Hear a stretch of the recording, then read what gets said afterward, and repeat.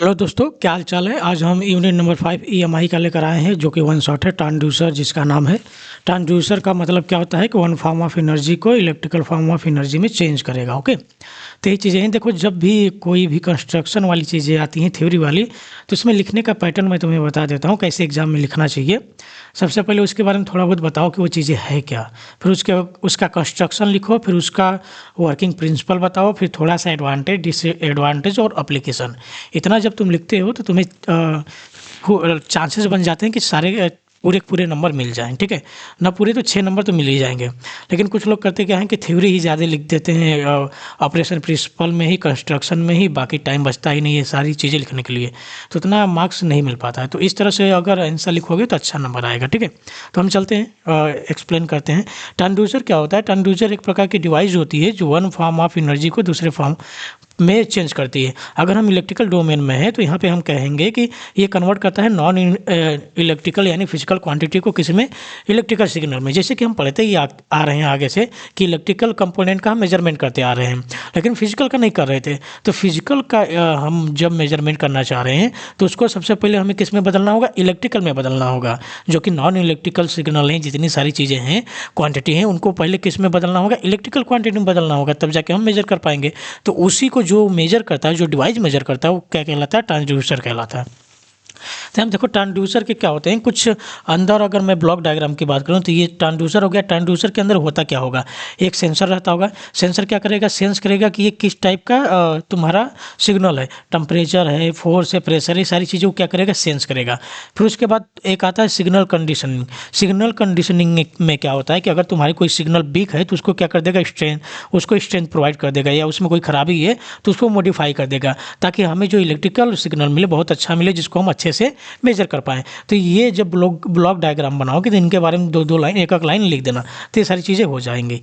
अगर हम बात करें ट्रांसड्यूसर की तो इसके मेन पार्ट दो होते हैं, दो ही मेन पार्ट होते हैं, एक सेंसनिंग, एक ट्रांसडक्शन। ट्रांसडक्शन का मतलब वही जो सेंस किया हुआ इन्फॉर्मेशन क्या करेगा, इलेक्ट्रिकल सिग्नल में बदलेगा। लेकिन एक ये भी आ जाता है तुम्हारा जो है ये सिग्नल कंडीशनिंग। सिग्नल कंडीशनिंग क्या आ जाता है कि वो सही करता है एम्पलीट्यूड को, या तुम्हारी जो वेव है वो सारी चीज़ को स्ट्रेंथ प्रोवाइड करता है, इसलिए आ जाता है। ओके, अब नीट क्यों पढ़ी यार, देखो मैं सारी चीज़ें बता चुका हूँ नीट क्यों पढ़ी, क्योंकि हम क्या करना चाह रहे हैं कि हम प्रॉपर्टीज़ जो हमारी मटेरियल हैं, जो हमारी क्वांटिटीज़ हैं, फिजिकल क्वांटिटीज़, उनको हम क्या करना चाह रहे हैं, मेजरमेंट करना चाह रहे हैं। लेकिन हम उनको इलेक्ट्रिकल डोमेन में मेजरमेंट नहीं कर पाएंगे, क्योंकि हमें इलेक्ट्रिकल सिग्नल चाहिए। कौन सी सिग्नल चाहिए, इलेक्ट्रिकल सिग्नल चाहिए। तो उसको कन्वर्ट करने के लिए हमें किसका हेल्प लेना पड़ेगा, ट्रांसड्यूसर का। तो सबसे बड़ा नीड तो यही है यार कि फिजिकल क्वांटिटी को हम कभी मेजर नहीं कर सकते डायरेक्टली एक्यूरेसी के साथ, तो उसको हम किस में चेंज करेंगे, इलेक्ट्रिकल सिग्नल में। क्यों इलेक्ट्रिकल सिग्नल में बहुत ईजी होता है, क्योंकि हमारे पास बहुत इक्विपमेंट है, और हमारे पास जो है कि साइन वेव, कॉस वेव, ये सारी चीज़ों पे हमने कमांड बना ली है, तो इसलिए इसकी नीड बढ़ जाती है। ओके, चेंज करने के लिए ट्रांसड्यूसर की इसलिए नीड यहाँ पे क्या हो जाती है, ज़्यादा आ जाती है। एडवांटेज क्या होगा, वही जो अभी बताया मैंने, एडवांटेज और एप्लीकेशन भी वही लिख सकते हो यार, कि चेंज करने में सबसे बड़ा एप्लीकेशन इसका होता है ट्रांसड्यूसर का। बहुत सारी क्वांटिटी क्या करता है, चेंज करता है। अभी हम आगे जैसे जैसे पढ़ते जाएंगे तुम्हारी अंडरस्टैंडिंग बढ़ती जाएगी। अब क्लासिफिकेशन में करूँ ट्रांसड्यूसर का, तो active, passive, analogue, digital, primary, secondary transducer, inverse transducer. और ट्रांसडक्शन की बात करूँ उसके आधार पे, अगर मैं आप बात करूँ तो रजिस्टिव, कैपेसिटिव और इंडक्टिव, इन सारे के बारे में हम थोड़ा थोड़ा लाइन जानेंगे। अगर इससे क्वेश्चन एक 7 नंबर में आएगा तो इतना पूरा तुम्हें लिखना पड़ेगा, तो दो दो लाइन लिखोगे तो काफ़ी हो जाएगा।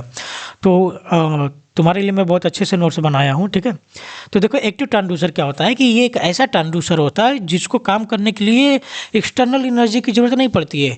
ये कभी भी एक्सटर्नल एनर्जी नहीं लेगा, ये अपनी एनर्जी लगाकर क्या करता है, वो उसको कन्वर्ट करेगा वन फॉर्म ऑफ दूसरे फॉर्म की एनर्जी में। जैसे कि तुम सोलर पैनल देखे होगे। सोलर पैनल में क्या होता है, क्या सोलर पैनल को तुम एक्सटर्नल बैटरी लगा के कहते हो भाई चलो काम करो, अब ऐसा तो करते नहीं। वो क्या करेगा, सनलाइट लेगा, सनलाइट लेकर हम यहाँ पे क्या कर देते हैं, 2 तार निकाले रहते हैं, उसको बैटरी में जोड़ देते हैं, फिर इन्वर्टर कन्वर्टर जो भी लगाते हैं, लगा के वहाँ से हम इलेक्ट्रिसिटी लेकर पंखा में आराम से गर्मी में मजे लेते हैं। ठीक है, ये सारी चीज़ें करते हैं। तो यहाँ पर इसने क्या किया, इसने अपनी पावर लगाई, इसको कोई एक्सटर्नल पावर की जरूरत नहीं पड़ी, अपनी पावर लगाकर क्या कर दिया, सोलर एनर्जी को यानी लाइट एनर्जी को किस में चेंज किया है, उसने इलेक्ट्रिकल एनर्जी में चेंज किया है। तो एक्टिव ट्रांसड्यूसर कहलाता है। इसका एग्जाम्पल क्या हो गया, थर्मोकपल हो गया, piezo electric transducer, photovoltaic cell को ही सोलर सेल कहते हैं। ओके, पैसिव ट्रांसड्यूसर इसका उल्टा होता है। ये क्या करेगा, ये कहेगा नहीं, जब तक तुम मुझे एनर्जी नहीं दोगे मैं काम नहीं करूँगा, चाहे तुम मुझे कुछ भी कर लो, ठीक है। तो वो पैसिव ट्रांसड्यूसर कहलाता है। पैसिव ट्रांसड्यूसर क्या रहता है, इसको रिक्वायर होती है एक्सटर्नल पावर की and change resistance, capacitance, inductance. इसमें जो होता है कि जो इसके रेजिस्टेंस, कैपेसिटेंस, इंडक्टेंस वो क्या होते रहते हैं, चेंज होते रहते हैं। इतना भी लिखोगे तो काम चल जाएगा कि ऐसा ट्रांसड्यूसर जिसको रिक्वायर हो एक्सटर्नल पावर की वर्क करने के लिए, टू ऑपरेट या कन्वर्ट करने के लिए वन नॉन इलेक्ट्रिकल एनर्जी को इलेक्ट्रिकल एनर्जी में कन्वर्ट करने के लिए किसकी जरूरत हो, एक्सटर्नल पावर की। वो क्या कहलाता है, पैसिव ट्रांसड्यूसर। जैसे स्ट्रेन गेज, आगे पढ़ेंगे सारी चीज़ें, एलवीडीटी, थर्मिस्टर, जो मैं लिखा हूँ वो सारी चीज़ें यहाँ पे जो मैंने एग्जांपल दिया है वो सारी चीज़ें आगे हम पढ़ेंगे। जो आगे पढ़ेंगे वही मैंने यहाँ पे एग्जांपल में लिखा है ताकि तुम्हें आसानी से याद हो जाए। ओके, प्राइमरी ट्रांसड्यूसर कहते हैं। प्राइमरी ट्रांसड्यूसर क्या होता है कि हम डायरेक्ट कन्वर्ट कर देते हैं, कोई भी अगर फिजिकल क्वांटिटी है उसको डायरेक्ट कन्वर्ट कर देते हैं किस में, इलेक्ट्रिकल फॉर्म में, इनटू अनदर, एक मिनट, अब प्राइमरी ट्रांसड्यूसर एक ऐसी ट्रांसड्यूसर होती है जो एक फिजिकल क्वांटिटी को दूसरे फिजिकल क्वांटिटी के फॉर्म में हम चेंज कर देते हैं। फिर उसको हम कैसे मेजरमेंट करेंगे, फिर उसको कैसे चेंज करेंगे, फिर उसके बाद हम सेकेंडरी ट्रांसड्यूसर लगा देते हैं। तो प्राइमरी ट्रांसड्यूसर क्या करेगा कि अगर कोई फिजिकल तुम्हारा क्वांटिटी है, जैसे प्रेशर है, प्रेशर को दूसरे फिजिकल क्वांटिटी में चेंज कर देगा, जैसे कि डिस्प्लेसमेंट है। अब उसके बाद हम इसको चेंज करेंगे इलेक्ट्रिकल सिग्नल में यूज करके सेकेंडरी ट्रांसड्यूसर। सेकेंडरी ट्रांसड्यूसर क्या करेगा, प्राइमरी ट्रांसड्यूसर का जो आउटपुट रहता है उसको लेगा और उसको चेंज कर देगा किसमें, इलेक्ट्रिकल सिग्नल में। तो इस तरह से हम काम करते हैं।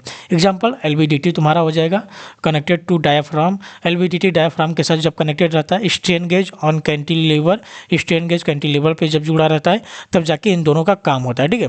वहाँ पे स्ट्रेन गेज तुम्हारा तो काम करता है प्राइमरी की तरह, फिर उसके बाद कैंटिलीवर में जब लगाते हैं वो कैंटिलीवर करते हैं तो वो चेंज कर देता है तुम्हारा इलेक्ट्रिकल सिग्नल में।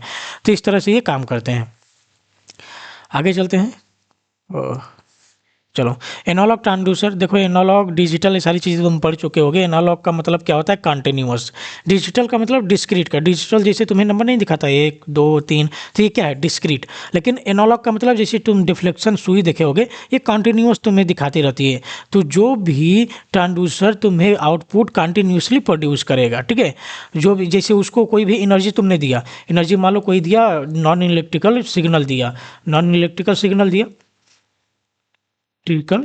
दिया, तो उसको कन्वर्ट किस में करता जाएगा, जैसे जैसे तुम देते जाओगे, जैसे जैसे इनपुट देते जाओगे वैसे वैसे आउटपुट वो किस में देते जाएगा, इलेक्ट्रिकल सिग्नल में तुम्हें आउटपुट देते जाएगा, वो कंटिन्यूअस करता जाएगा। लेकिन डिजिटल में क्या होता है कि वो ऐसा डिस्क्रीट पे काम करता है। जैसे अभी तुमने दिया तो अभी काम नहीं करेगा, पहले 0 पे काम करेगा, फिर रुकेगा, फिर जब 1 आएगा तो उस पर काम करेगा, फिर 2 आएगा तो उस पे काम करेगा, 3 आएगा तो इस पे काम करेगा। इनके बीच वाली टाइम में वो काम नहीं करता है, उसमें ये कन्वर्टर नहीं करता, ठीक है। तो ये डिजिटल ट्रांसड्यूसर कहलाता है। इसका पोटेंशियोमीटर, एलवीडीटी, थर्मिस्टर ये सारी चीज़ें होती हैं। इसका optical encoder, digital tachometer, digital temperature sensor, ये सारे क्या हैं, एग्जाम्पल हैं इसके। तो ये एग्जांपल याद करके जाना यार, ये दो बहुत छोटी मैं लेके आया हूँ डिफिनीशन, ताकि तुम्हें ज़्यादा हेक्टिक ना लगे। ट्रांसड्यूसर तो हमने पढ़ लिया, तो इसको बताने की जरूरत नहीं। जैसे माइक्रोफोन तुम बात करते हो, तो जब हम बात करते हैं, जैसे ये 2 फ़ोन हो गए, एक फ़ोन यहाँ, एक फ़ोन यहाँ से तुमने क्या किया, वॉइस दी इसको। जब तुमने यहाँ पे वॉइस दी तो यहाँ से यहाँ तक जाने में, ठीक है, इसके बीच में जाने में जो सिग्नल होता है वही कौन सा सिग्नल कहलाता है, इलेक्ट्रिकल सिग्नल। फिर हमारी दूसरे मोबाइल में वॉइस जाता है, वो सिग्नल जाता है, फिर उसको हम कन्वर्ट किस में कर देते हैं, वॉइस में। वॉइस हमारी क्या है, फिजिकल क्वांटिटी है। फिजिकल क्वांटिटी को सबसे पहले हमने मोबाइल को दिया, मोबाइल उसको किस में चेंज किया, इलेक्ट्रिकल क्वांटिटी में चेंज किया। अब इलेक्ट्रिकल क्वांटिटी चेंज होने के बाद क्या करेगी, ट्रेवल करेगी स्पेस में होते होते दूसरे मोबाइल के पास जाएगी। अब दूसरे मोबाइल में जाएगी तो मोबाइल फिर से क्या करेगा, इलेक्ट्रिकल सिग्नल को किस में चेंज कर देगा, जो ओरिजिनल सिग्नल था फिजिकल सिग्नल में, यानी साउंड सिग्नल में। तो हमें आवाज़ यहाँ पे सुनाई देती है। तो इस तरह से ये माइक्रोफोन काम करता है। थर्मोकपल भी क्या होता है कि उसमें तुम क्या करोगे, टेम्परेचर दोगे। इस तरह से 2 तार रहते हैं, 2 तार बने रहते हैं, अलग अलग मटेरियल के बने होते हैं। इनको जब टेम्परेचर देते हो तो यहाँ पे क्या हो जाता है, क्रिएट हो जाता है तुम्हारा एक वोल्टेज डिफरेंस। ये सीबेक इफेक्ट कहलाता है। ये सारी चीज़ें क्या होगी आगे अभी हम पढ़ेंगे। एलवीडीटी भी तुम्हारा ट्रांसड्यूसर का यूज होता है। इसमें हम क्या करते हैं, डिस्प्लेसमेंट को चेंज कर देते हैं किसमें, इलेक्ट्रिकल वोल्टेज में, ठीक है, इलेक्ट्रिकल सिग्नल में वोल्टेज में चेंज करके हम मेजरमेंट करते हैं। इनवर्ट ट्रांसड्यूसर क्या होता है, वो इलेक्ट्रिकल सिग्नल को कन्वर्ट करता है किसमें, नॉन इलेक्ट्रिकल सिग्नल में कन्वर्ट करेगा। आउटपुट तुम्हारा नॉन इलेक्ट्रिकल मिलता मिलता है। जैसे कि लाउड स्पीकर में हम क्या करते हैं, हम उसमें क्या किए, उसका प्लग हमने लगाया। ये लाउड स्पीकर अगर तुम्हारा हो गया तो उसका हमने प्लग किस में लगाया, बोर्ड में लगाया, ठीक है। बोर्ड में हमने प्लग लगाया और ऑन कर दिया, तो यहाँ से क्या जा रही है, यहाँ से तुम्हारी सिग्नल जा रही है जो है इलेक्ट्रिकल सिग्नल। फिर इसको जब हम ऑन करते हैं तो उसमें से हमें क्या सुनाई देती है, आवाज़, जो कि होता है तुम्हारा साउंड सिग्नल कह सकते हो, फिजिकल सिग्नल, उस तरह से काम करते हैं। इलेक्ट्रिकल मोटर में हम क्या करते हैं कि हम मोटर में क्या करते हैं, मोटर में हमने सप्लाई दिया इस तरह से। अगर ये तुम्हारी मोटर है, ये रोटर उसकी रहती है, जैसे ही हम सप्लाई देते हैं तो पंखा क्या करने लगता है, घूमने लगता है, मोटर घूमने लगता है। तो हमने इलेक्ट्रिकल सिग्नल दिया, हमने सप्लाई दिया इलेक्ट्रिसिटी, लेकिन वहाँ से क्या होने लगा, हमारा पंखा या मोटर घूमने लगा। तो ये जो घूम रहा है ये मैकेनिकल वर्क है ना यार, तो ये फिजिकल क्वांटिटी कहलाएगी तुम्हारी, ये इलेक्ट्रिकल क्वांटिटी नहीं कहलाएगी। ओके, तो इस तरह से इनवर्स ट्रांसड्यूसर काम करता है। अब हम बात कर लेते हैं रजिस्टिव ट्रांसड्यूसर क्या होता है। रजिस्टिव ट्रांसड्यूसर देखो वो ट्रांसड्यूसर होता है जो मेजरमेंट करता है किसी भी फिजिकल क्वांटिटी की इन दी चेंज ऑफ रेजिस्टेंस। यानी अगर हमें जैसे डिस्प्लेसमेंट का मेजरमेंट करना है, ठीक है, डिस्प्लेसमेंट का मेजरमेंट करना है, मुझे क्या लगा के मेजरमेंट करना है, रजिस्टिव ट्रांसड्यूसर लगा के करना है। तो रजिस्टिव ट्रांसड्यूसर लगा के जब भी मैं डिस्प्लेसमेंट का मेजरमेंट करूंगा तो उसमें मैं देखूंगा कि मेरा जो रजिस्टेंस है वो डिस्प्लेसमेंट के हिसाब से कैसे चेंज हो रहा है, कैसे वेरी हो रहा है। तो उस चीज़ को मैं ऑब्जर्व करूंगा और उसके बाद बताऊंगा कि हाँ कि इतना मेरा डिस्प्लेसमेंट हुआ है, ठीक है। तो इसका एग्जाम्पल होता है स्ट्रेन गेज, इसमें हम पढ़ेंगे पोटेंशियोमीटर, थर्मिस्टर भी पढ़ेंगे।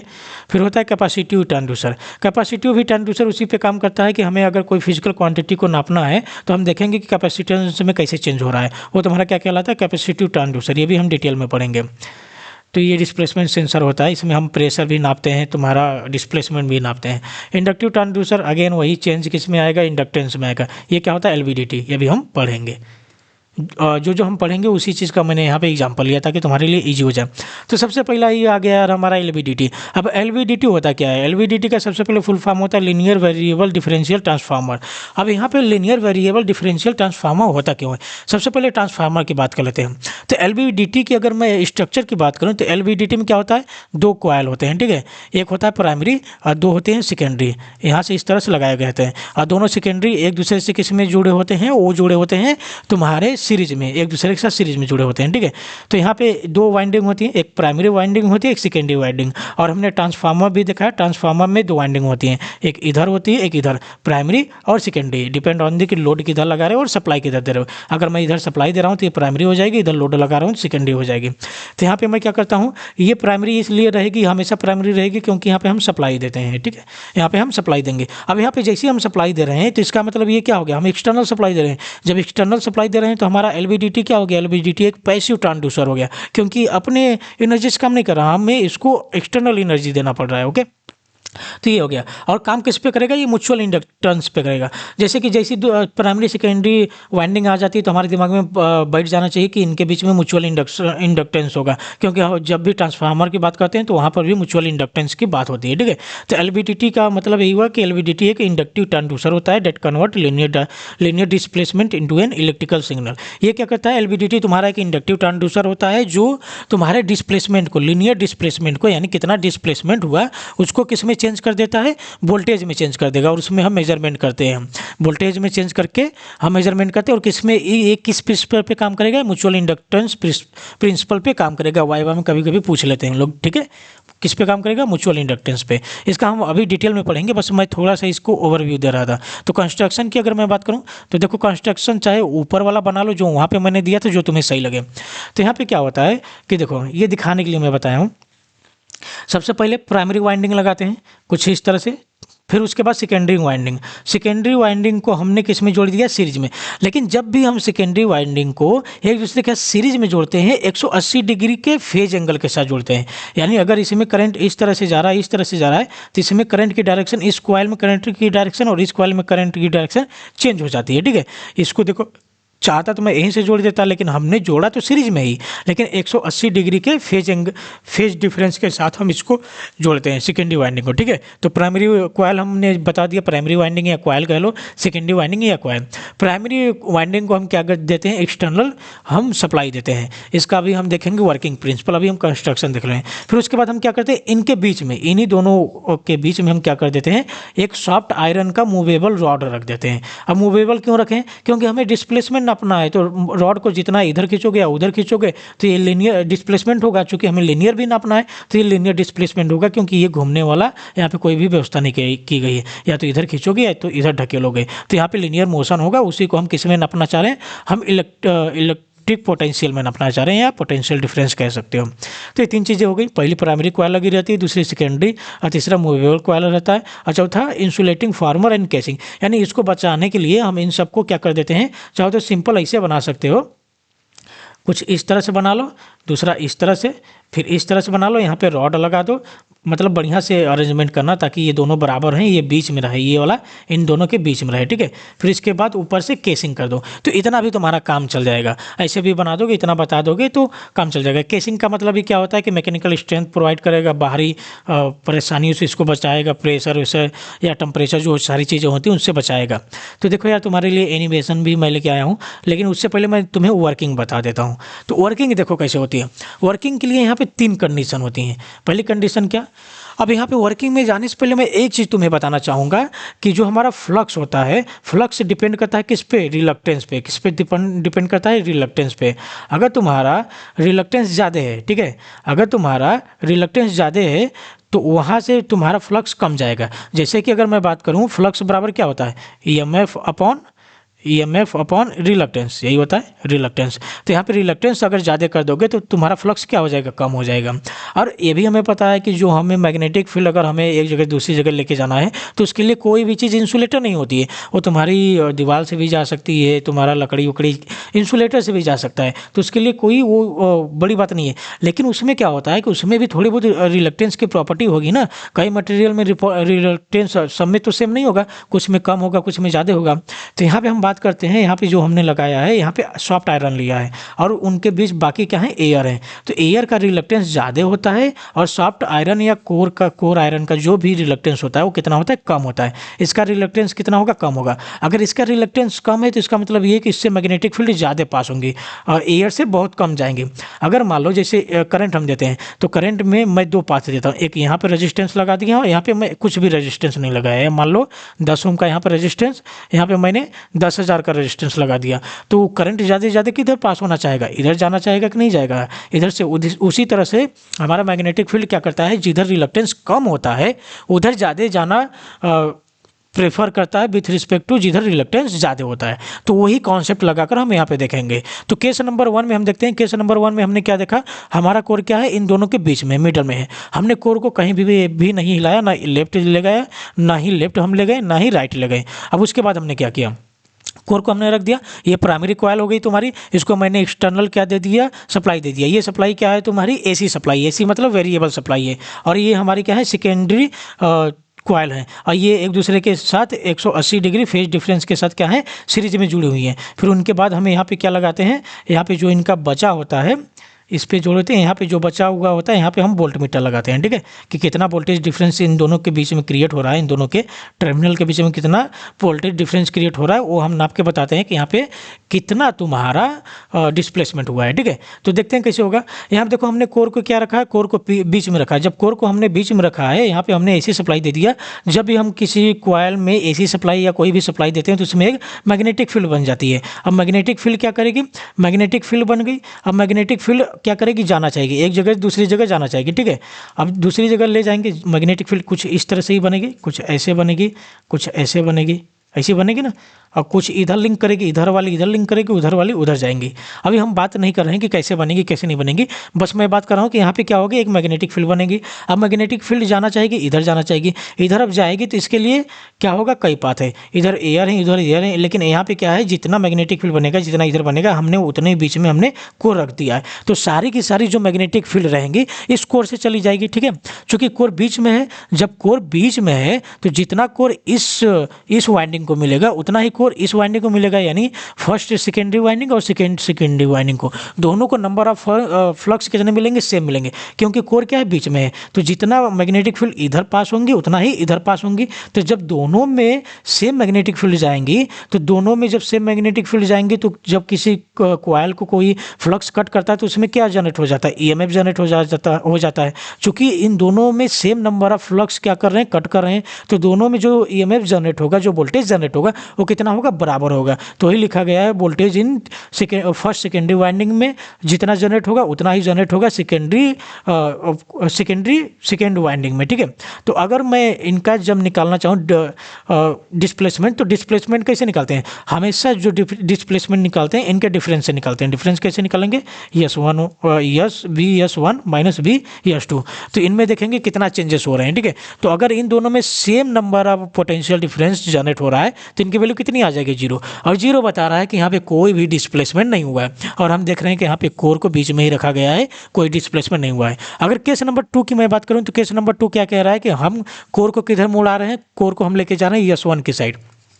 जब मैं S1 की साइड लेके जाऊंगा तो देखो यहाँ S1 की साइड लेके जाऊंगा तो अब S1 की साइड जो कोर की मात्रा है, कोर की मात्रा ज़्यादा हो गई, लेकिन S2 की साइड कोर की मात्रा क्या है, कम है। तो यहाँ से जो मैग्नेटिक फ्लक्स जनरेट होगा वो ज़्यादातर किधर जाना पसंद करेगा, इधर तो एयर है, इधर रिलक्टेंस ज़्यादा है तो इधर कम होगा, कम जाएगा, लेकिन इधर क्या करेगा, ज़्यादा जाएगा। जब इधर जाएगा तो S1 के साथ ज़्यादा फ्लक्स लिंकेज करेंगे, तो यहाँ पे जो EMF जनरेट होगा VS1 वो क्या होगा, ग्रेटर देन होगा VS2, और VS1 ग्रेटर देन VS2 होगा तो VS1 माइनस VS2 अगर डिफरेंस निकालोगे तो तुम्हें डिफरेंस आउटपुट कितना मिलेगा, ये तुम्हें एक पॉजिटिव वैल्यू मिलेगी। और पॉजिटिव वैल्यू बता रही है कि ये लेफ्ट साइड जा रही है, क्योंकि हम मान चुके हैं कि ये डायरेक्शन हमने पॉजिटिव माना है, ये डायरेक्शन हमने नेगेटिव मान लिया है, ठीक है।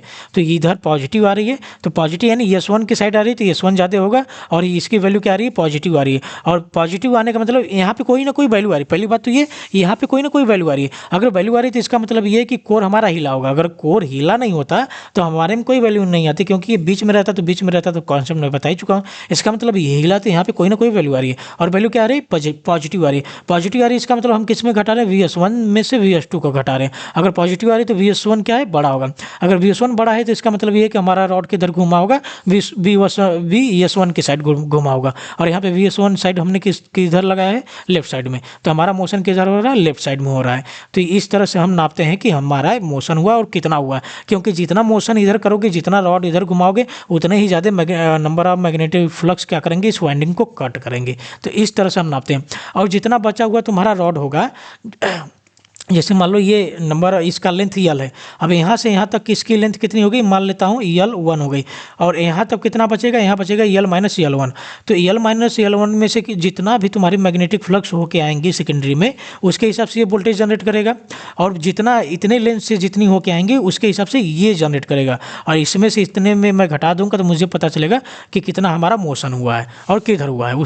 इस तरह से ये काम करता है। अब देखो केस नंबर 3, केस नंबर 3 क्या है कि केस नंबर 3 में हम रॉड को लेके जा रहे हैं S2 की साइड। S2 की साइड लेके जाएंगे तो अगेन क्या हो जाएगा, S2 की साइड हमारा कोर ज़्यादा हो जाएगा तो यहाँ पे रिलक्टेंस कम हो जाएगा, रिलक्टेंस कम हो जाएगा तो यहाँ पे मैग्नेटिक फील्ड ज़्यादा कट करेगी, मैग्नेटिक फील्ड ज़्यादा कट करेगी तो यहाँ पे EMF जनरेट होगा जो कि इसके EMF से ज़्यादा होगा। तो जो हमारा VS2 होगा वो ग्रेटर देन हो जाएगा VS1। अब यहाँ से VS1 माइनस VS2 करूँगा तो मुझे नेगेटिव वैल्यू मिल जाएगी। पहली बात तो यहाँ पे कोई ना कोई वैल्यू मिल रही है, तो इसका मतलब ये है कि ये क्या कह रहा है, ये बता रहा है कि यहाँ पे कोई ना कोई डिस्प्लेसमेंट हुआ है, और नेगेटिव ये बता रहा है कि यहाँ पे जो ये वाली वैल्यू है, ये वाली वैल्यू ज़्यादा है, ये वाली वैल्यू ज़्यादा है, तो इसका मतलब ये भी इंडिकेट कर रहा है कि हमारा कोर जो है S2 की साइड डिस्प्लेस्ड हुआ है। और कितना हुआ, कैसे हुआ, ये सारी चीज़ें मैं तुम्हें बता दिया हूँ। ओके, फिर डिफरेंस 180 डिग्री आ जाएगा, क्योंकि इधर जा रहे हो तो फिर उसके बाद इधर जाओगे तो 180 डिग्री इनके बीच में फेज डिफरेंस आ जाएगा।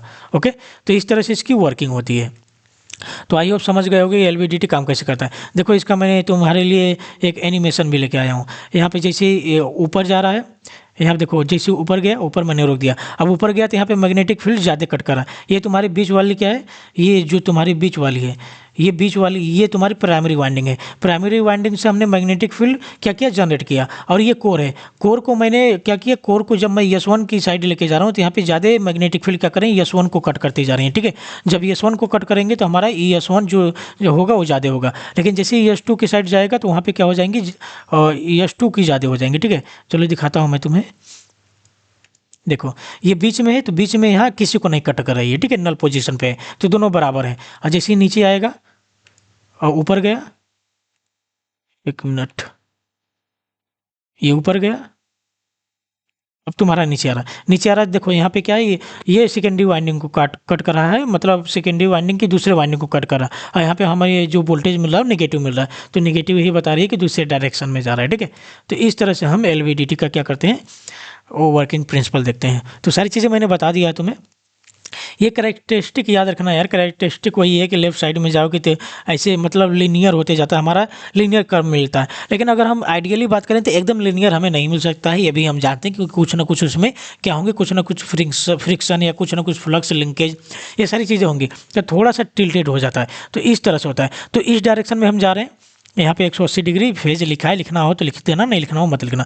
लेकिन ये हम मान के चलेंगे कि यहाँ से जो हमारा क्या है, लीनियर रेंज चल रहा है, ये लीनियर रेंज का चल रहा है, ये राइट साइड में, ये लेफ्ट साइड में, ये डिस्प्लेसमेंट को बता रहा है, ये हमारा आउटपुट बता रहा है। जितना हम ऊपर जाएंगे ये हमें बताएगा कि कितना हमारा वोल्टेज हो रहा है, उस हिसाब से हम डिस्प्लेसमेंट को नापते जाएंगे। ओके, तो ये इसका होता है कैरेक्टरिस्टिक कर्व, बना लेना, इसको देख लेना एक बार। एडवांटेज क्या हो सकता है, इसकी एक्यूरेसी हाई होती है, सेंसिटिविटी हाई होती है, फ्रिक्शन लेस होता है। हालांकि फ्रिक्शन लेस हम मान के चलते हैं, लेकिन थोड़ा बहुत तो होता ही होगा, लेकिन हम मान के चल रहे हैं कि फ्रिक्शन लेस होता है और इसका लाइफ ज़्यादा होता है। ठीक है, डिसएडवांटेज क्या होगा, डिसएडवांटेज होता है कि इसको हम एसी सप्लाई देते हैं, क्योंकि ये पैसिव एलिमेंट है। क्यों है मैंने बता दिया है। और रिक्वायर सिग्नल कंडीशनिंग, और सिग्नल कंडीशनिंग की भी रिक्वायर होती है, तभी जाके ये अच्छे से काम कर पाएगा। ठीक है, एप्लीकेशन अभी मैंने डिस्प्लेसमेंट नाप के लाया हूँ यार, अगर कोई चीज़ नहीं याद हो तो जो तुमने अभी नाप के लाया वही एप्लीकेशन लिख दो, काफ़ी हो जाएगा। दूसरा मैंने लिखा पोजीशन फीडबैक इन कंट्रोल या सर्वो सिस्टम में। सर्वो सिस्टम में पोजीशन फीडबैक, ये सारी चीज़ जब थर्ड ईयर में आओगे तो ये तुम फीडबैक बहुत अच्छे से समझो क्या होता है। तो ये तुम्हारा एप्लीकेशन हो गया, देख लेना। अब कैपेसिटिव ट्रांसड्यूसर की हम बात करें तो कैपेसिटिव ट्रांसड्यूसर क्या होता है कि ये जो भी तुम्हारी फिजिकल क्वांटिटी होती है उनको चेंज करता है, किसमें, इलेक्ट्रिकल क्वांटिटी में चेंज करता है, लेकिन with the change of capacitance. और कैपेसिटेंस क्या होता है, C equal to Q into V होता है, ये हम जानते हैं, ये हमारा क्या होता है, कैपेसिटेंस। अब जब कैपेसिटेंस चेंज होगा तो उस जैसे जैसे हम फिजिकल क्वांटिटी में चेंज करेंगे वैसे वैसे कैपेसिटेंस में चेंज होगा, वैसे हम मेजरमेंट करते जाएंगे। तो ये कैसे चेंज होगा, क्या होगा, सारी चीज़ें हम देख लेते हैं। तो सबसे पहले कैपेसिटर आएगा, क्या लिखोगे कि ये ट्रांसड्यूसर होता है जो कन्वर्ट करता है फिजिकल क्वांटिटी को, जैसे कि डिस्प्लेसमेंट, प्रेशर या लेवल, या कह सकते हैं फ्लो, या जैसे हमारा वाइब्रेशन, वो सारी चीज़ों को चेंज करता है किसमें, इलेक्ट्रिकल सिग्नल में। किस वजह से, causing change in capacitance, capacitance के चेंज होने से। ठीक है, तो ये उसका थोड़ा सा ब्रीफ इंट्रोडक्शन हो गया। अब कंस्ट्रक्शन की बात कर लेता हूँ। तो अगर कैपेसिटर की बात हो रही है तो कैपेसिटर में दो प्लेट होते हैं, कुछ इस तरह से दो प्लेट, बीच में क्या होती है, डाइलेक्ट्रिक मटेरियल होती है। तो वहीं पर मैंने दो प्लेट इस तरह से बना दिया है, एक प्लेट हो गई, ये हो गया एक प्लेट, ये हो गया दो प्लेट हो गई। इनके बीच में हमने क्या रख दिया है, डाइलेक्ट्रिक मटेरियल रख दिया है। अब यहाँ पे प्लेट की क्या है, प्लेट की विड्थ मैंने W ले ली है, इनकी ऊंचाई जो है डाइलेक्ट्रिक मटेरियल की डिस्टेंस D मैंने ले लिया है, और लेंथ मैंने L ले लिया है। तो इस तरह से मैंने रख दिया है। और यहाँ पे क्या होगा कि एक प्लेट को मैं क्या कर दूंगा, फिक्स्ड कर दूंगा। मान लेता हूँ मैं नीचे वाले को क्या कर दिया हूँ, फिक्स्ड कर दिया हूँ। तो इस तरह से कंस्ट्रक्शन होती है। कंस्ट्रक्शन कैसे लिखोगे, दो प्लेट होते हैं, एक टॉप प्लेट एक बॉटम प्लेट हो जाएगा, उनके बीच में डाइलेक्ट्रिक मटेरियल हम भर देते हैं, और एक प्लेट को हमने क्या रख दिया, फिक्स्ड कर दिया है। इस नीचे वाले को मान लेता हूँ फिक्स्ड कर दिया हूँ, और दूसरी वाले को मैं क्या कर दूंगा, मूवेबल कर दूंगा। ठीक है, और फिर इनको क्या कर देते हैं, हम कनेक्ट कर देते हैं, इन दोनों प्लेटों को कनेक्ट किस में कर देते हैं, हम कनेक्ट कर देते हैं एसिंग मेजरिंग सर्किट में। कोई भी मेजरिंग सर्किट होगी और वो दोनों प्लेटों को हम क्या कर देंगे, यहाँ पे जो भी पोटेंशियल डिफरेंस आएगा, जो भी चीज़ें होंगी, हम एक एसी मेजरिंग सर्किट में उसको नाप लेंगे। तो ये तुम्हारा कंस्ट्रक्शन हो गया। अब देखो वर्किंग इसमें कैसे होती है, ये काम कैसे करता है उसको हम देख लेते हैं। तो काम कैसे करता है, जैसे कि अभी मैंने बताया C इक्वल टू क्या होता है, Q इंटू V होता है। लेकिन यहाँ पे Q इंटू V का फार्मूला नहीं लगेगा, एक और फार्मूला होता है C equal to epsilon A upon D। तो इसी इक्वेशन पे हमारा पूरा की पूरा वर्किंग टिका हुआ है। ठीक है, तो यहाँ पे जब भी हमारा कैपेसिटेंस की वर्किंग आएगी, इन्हीं तीनों पे आएगी। तो यहाँ पे देखो, यहाँ पे क्या क्या चीज़ें हैं, कैपेसिटेंस के चेंज होने पे हम क्या कर रहे हैं, हम फिजिकल क्वांटिटी को नाप रहे हैं। तो यहाँ पे क्या क्या चेंजेस हो सकती हैं, एरिया चेंज हो सकता है। और ये एरिया कौन सी है, सबसे पहले ये एरिया जानो। जैसे कि मान लो ये मेरा प्लेट हो गया, ठीक है, ये मेरा पहला प्लेट हो गया, ये प्लेट हो गया, ये दूसरा प्लेट हो गया। ठीक है, बस समझो, ये दोनों एक ही एरिया में रखे हुए हैं, मतलब एक साथ रखे हुए हैं, पैरेलल, ये ऐसे मान सकते हैं, ये पैरेलल रखे हुए हैं। ठीक है, यहाँ पे मैं बता दे रहा हूँ अगेन फिर से, ये मेरा दो प्लेट हो गए, दोनों प्लेट का है सेम लेंथ के और एक दूसरे क्या है, पैरेलल है।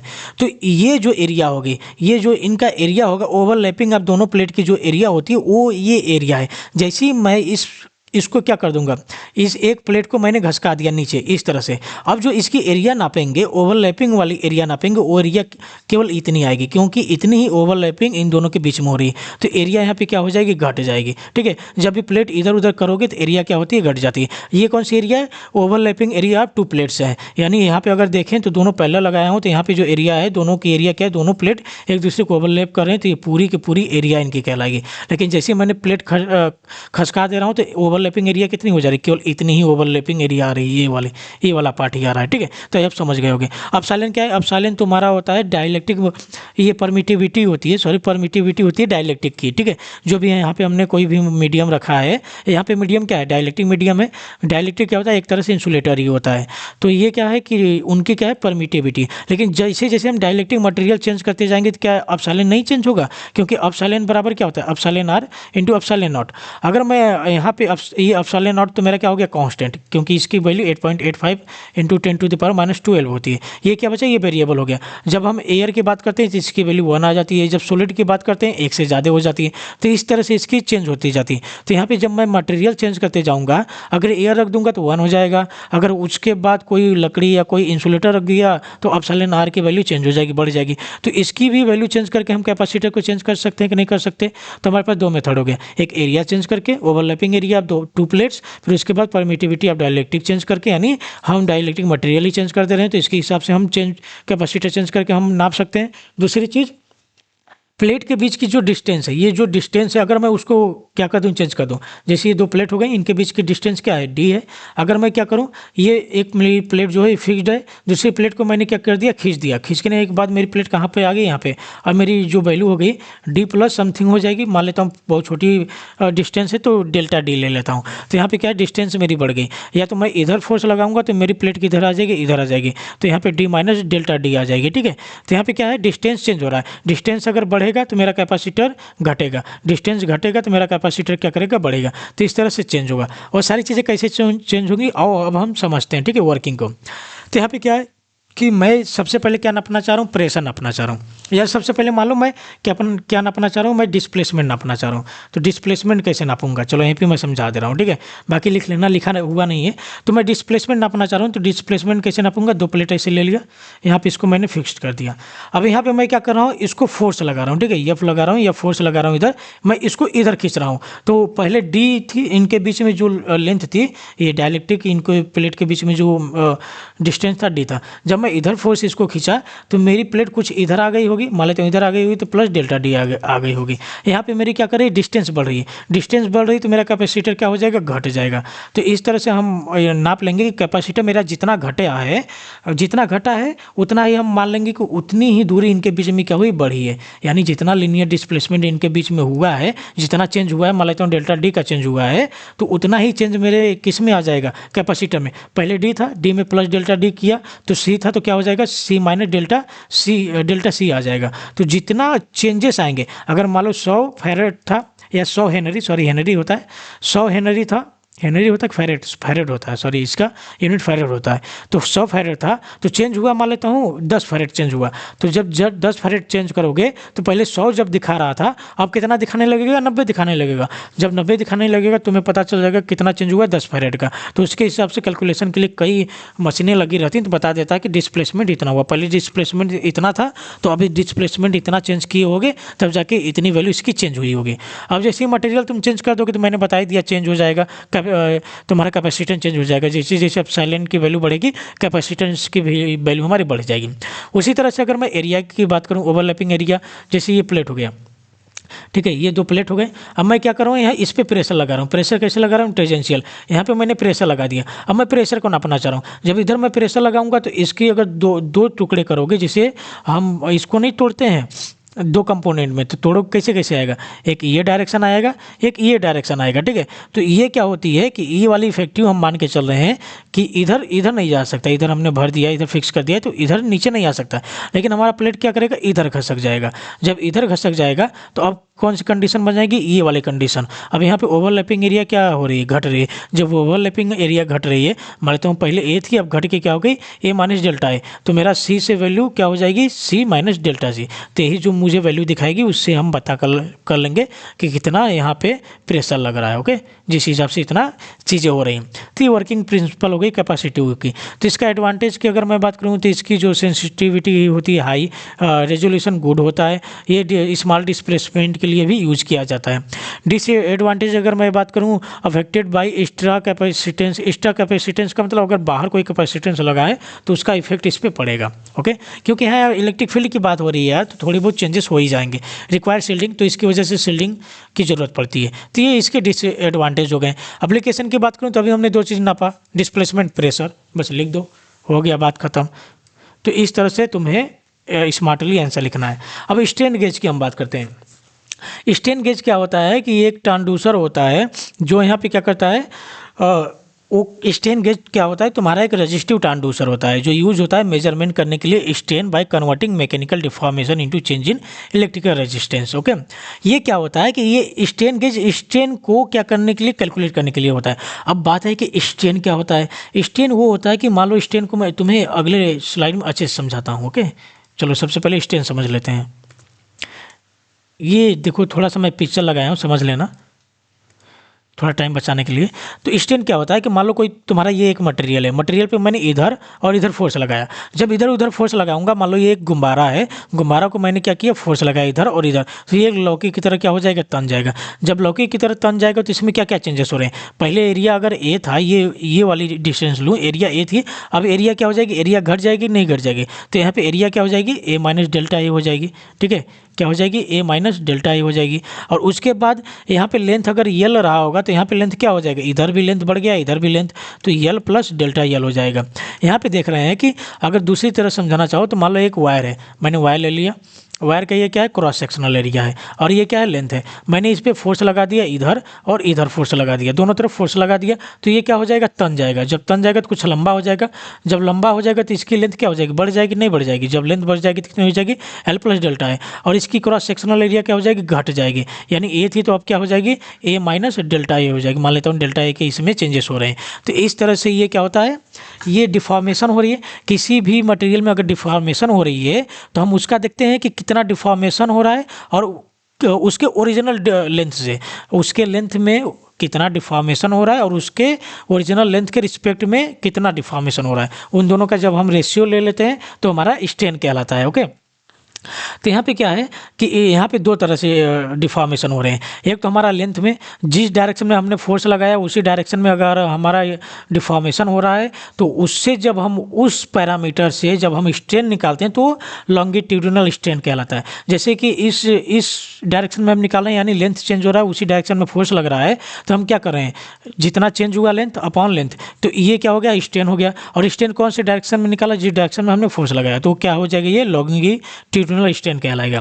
और जैसे ही हम जिस डायरेक्शन में फोर्स लगा रहे हैं, अगर उसके परपेंडिकुलर कोई चेंजेस हो रहे हैं, परपेंडिकुलर में अगर उसके पैरामीटर में चेंज हो रहे हैं और उससे हम स्ट्रेन निकाल रहे हैं, जैसे कि अगर परपेंडिकुलर की मैं बात करूं तो एरिया में चेंज हो रहा है। एरिया में क्या हो रहा है कि एरिया से क्या हो जा रहा है, डेल ए चेंजेस हो रहे हैं अपॉन ए, ये करूंगा तो मुझे स्ट्रेन मिल जाएगा। लेकिन ये किस में चेंज हो रहा है, जिस डायरेक्शन में हमने फोर्स लगाया उसके परपेंडिकुलर, इसलिए कहलाएगा लेटरल स्ट्रेन। तो यहाँ पे दो तरह से स्ट्रेन होते हैं। ओके, तो स्ट्रेन क्या हो जाएगा, चेंज इन डायमेंशन और अपॉन ओरिजिनल डायमेंशन। और कैसे होगा, वहाँ पे फोर्स या प्रेशर जब लगाओगे तो तुम्हें मिल जाएगा देखने को। ओके, वही चीज़ यहाँ पे लिखी गई है। तो ये स्ट्रेन गेज हो गया। तो ये इस तरह से इसका फिगर होता है, इस तरह से नापता है। चलो इसका मैं क्या करता हूँ, इसका जो होता है ना डेरिवेशन जो होता है एक मैथमेटिकल के थ्रू होता है। क्योंकि जब भी हम यहाँ पे नापते हैं, यहाँ पे जब भी हम स्ट्रेन गेज के थ्रू कोई भी प्रेशर, डिस्प्लेसमेंट या कुछ भी नापेंगे, फोर्स नापेंगे, तो किसके रिस्पेक्ट में नापेंगे, चेंज इन रेजिस्टेंस के रिस्पेक्ट में नापेंगे। कैसे, आर बराबर रो इंटू यल अपॉन ए होता है। यहाँ पे जब मैं इस पे फोर्स लगा रहा हूँ, इस पे फोर्स लगा रहा हूँ, तो मेरा क्या हो रहा है, चेंजेस किस में हो रहे हैं, सॉरी ये लंबा जाएगा, किस में चेंजेस हो रहे हैं, इसके लेंथ में चेंज हो रहा है और एरिया के में चेंज हो रहा है।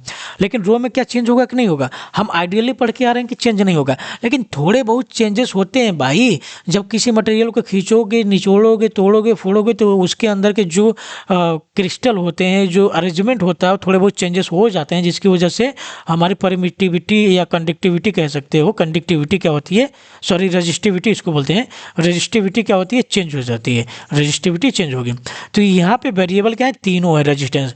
तो हम देख रहे हैं कि फोर्स लगाने पे हमारा एरिया कितना चेंज होगा, लेंथ कितना चेंज होगा और रेजिस्टिविटी कितनी चेंज होगी। उस हिसाब से हम देखेंगे कि रेजिस्टेंस में कितना चेंज हो रहा है, और हम पूरा कंक्लूजन लगा के बता देंगे कि हमारा फोर्स कितना लगा है या इस पे प्रेशर कितना लगा है, सारी चीज़ें कितना यहाँ पे लग रही हैं। ओके, तो आओ उसका हम क्या कर लेते हैं, डेरिवेशन कर लेते हैं, ये इंपॉर्टेंट है। डेरिवेशन जैसे कि तुम्हें पता है कि आर बराबर होता है रो एल अपॉन ए, सबको पता है। अब यहाँ पे मैं क्या करूँगा, यहाँ पे स्ट्रेस जो हमने लिया, एक चीज़ और देख लो, स्ट्रेस क्या होता है। यहाँ पे तुम कहोगे स्ट्रेस क्या होता है, यहाँ पे देखो रो क्या है, आर चेंजेस हैं हमारे, ये आगे मैं बताऊंगा क्या होता है गेज फैक्टर। आर क्या होता है, रो इंटू ए अपॉन एल, ये पूरे पूरे क्या है, वेरिएबल हैं। लेकिन जो स्ट्रेस होता है, स्ट्रेस क्या होता है, फोर्स अपॉन एरिया। यानी अगर किसी भी तुम मटेरियल पे फोर्स लगा रहे हो तो वो क्या करना चाहेगा, उस फोर्स को निगलेक्ट करना चाहेगा अपोजिट डायरेक्शन फोर्स लगा के, तो उसके उन दोनों के बीच में क्या हो जाएगा, उत्पन्न हो जाएगा, प्रोड्यूस हो जाएगा, स्ट्रेस प्रोड्यूस हो जाएगा। तो स्ट्रेस जब भी होता है, हम जो फोर्स लगा रहे हैं वो परपेंडिकुलर एरिया पे अगर लगा रहे हैं तो उससे डिवाइड मैं कर दूंगा तो मुझे स्ट्रेस मिल जाता है। तो यहाँ पे स्ट्रेस क्या रहता है, स्ट्रेस लगभग कांस्टेंट रहता है। ओके, तो आओ देखते हैं हम क्या करेंगे, स्ट्रेस के हिसाब से इसको क्या करेंगे, डिफरेंशिएट करेंगे। तो यहाँ पे लिख लेना, यस क्या है तुम्हारा, यस यहाँ पे लिखा भी गया है, यस तुम्हारा स्ट्रेस होता है। तो हमने स्ट्रेस के रिस्पेक्ट में हमने क्या कर दिया, डिफरेंशिएट कर दिया। चूंकि ये तीनों क्या है, वेरिएबल हैं, तो यहाँ पे पार्शियल डिफरेंशिएशन आ जाएगा। तो यहाँ पे मैं सबसे पहले रो और ए को मैंने क्या मान लिया कि ये दोनों क्या है, कॉन्स्टेंट है, तो बाहर आ जाएगा, तो बचेगा क्या, del L upon del S हो जाएगा। फिर क्या करेंगे, फिर यहाँ पे देखो, यहाँ पे माइनस आया, माइनस कैसे आया, सबसे पहले मैंने इतना लिख लिया। अब क्या बचा, अब यहाँ पे बचा, ये दोनों बचे हैं, तो यहाँ पे मैंने रो एल को मैंने क्या ले लिया, कांस्टेंट ले लिया। तो जब इसका मैं डिफरेंशिएशन करूँगा ए का, 1 अपॉन ए का यस के रिस्पेक्ट में, तो इसका करूँगा तो क्या आ जाएगा, rho L del upon del S multiplied by -1। तो ए टू द पावर -1 का करोगे तो क्या आ जाएगा, यहाँ पे आ जाएगा तुम्हें -1 rho L del upon del S, यहाँ पे क्या आ जाएगा, -2 आ जाएगा। ठीक है, ये आई होप तुम्हें आता होगा डिफरेंशिएशन। जब इसका मल्टीप्लाई करोगे तो माइनस रोयल del upon del s upon a square आ जाएगा, 1/a²। तो वही चीज़ें यहाँ पे लिखी गई हैं। ठीक है, ये सबसे पहले क्या होगा, बाहर निकल आएगा, ये जो आएगा बाहर निकल आएगा। ठीक है, यहाँ पे सबसे पहले इसका करोगे, ये बाहर आएगा, फिर इसका करोगे तो ए टू द पावर -2 बाहर आएगा, फिर इसका डिफरेंशिएशन करोगे तो ये वैल्यू यहाँ पे लिखी गई है। आई होप डिफरेंशिएशन तुम्हें आता होगा। तो royal minus royal upon a square आ जाएगा, del a upon del S आ जाएगा, प्लस फिर उसके बाद मैं क्या कर रहा हूँ, मैं इसको और इसको, सॉरी इसको, इन दोनों को मैंने क्या मान लिया, कांस्टेंट। तो बचा क्या, वेरिएबल ये, तो इसके रिस्पेक्ट में करूँगा तो मुझे ये मिल जाएगा। अब मैं क्या कर रहा हूँ, दोनों तरफ मैंने 1/r से क्या कर दिया, डिवाइड कर दिया। जब 1/r से डिवाइड कर दोगे तो मुझे ये एक्सप्रेशन मिल जाएगा। और आर की वैल्यू होती है रोयल अपॉन ए, रोयल अपॉन ए। अब मैं क्या करूँगा, सब जगह पुट करूँगा, यहाँ पे पुट करूँगा रोयल अपॉन ए, तो ए से कैंसिल, रो से रो कैंसिल हो जाएगा। यहाँ पे पुट करूँगा तो यहाँ से ए जो है ऊपर जाएगा, तो यानी ए से ए कैंसिल, तो यहाँ पे केवल एक ए बचेगा, रोयल से रोयल कैंसिल आउट हो जाएगा। यहाँ पे रखूँगा तो ए से कैंसिल, एल से एल कैंसिल, यहाँ पे रो बचेगा। तो ये टर्म बचेंगे, जो टर्म बचेंगे मैं आगे लिख दे रहा हूँ, आगे लिखा हुआ है, चलो देख लेते हैं। यहाँ देखो लिखा हुआ है 1/r d r upon d s बराबर 1/l del L upon del s minus a 1/a del a upon del S plus 1/रो del rho upon del S हो जाएगा।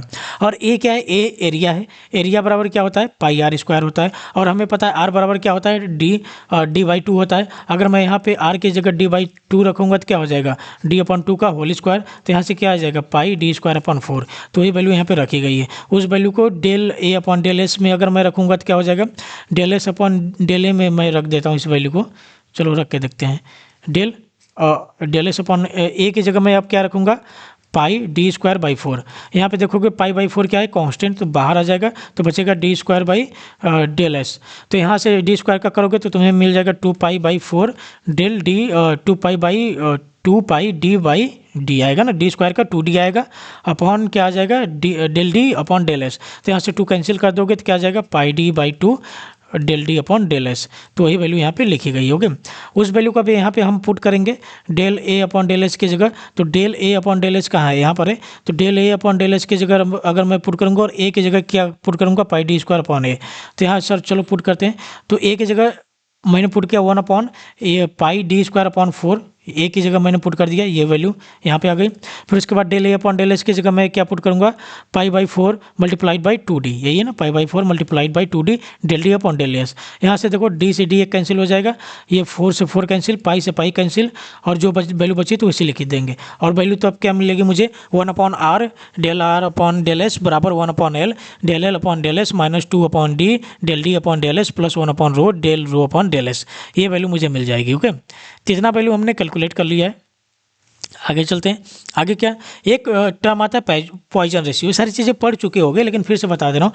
पॉइजन रेशियो क्या होता है, लेटरल स्ट्रेन, अभी हमने लेटरल स्ट्रेन पढ़ा, यानी फोर्स सीधा लगा रहा हूँ तो उसके परपेंडिकुलर में जितने भी पैरामीटर में चेंज होंगे वो क्या होता है, अगर उसका स्ट्रेन निकालेंगे तो लेटरल स्ट्रेन कहलाता है।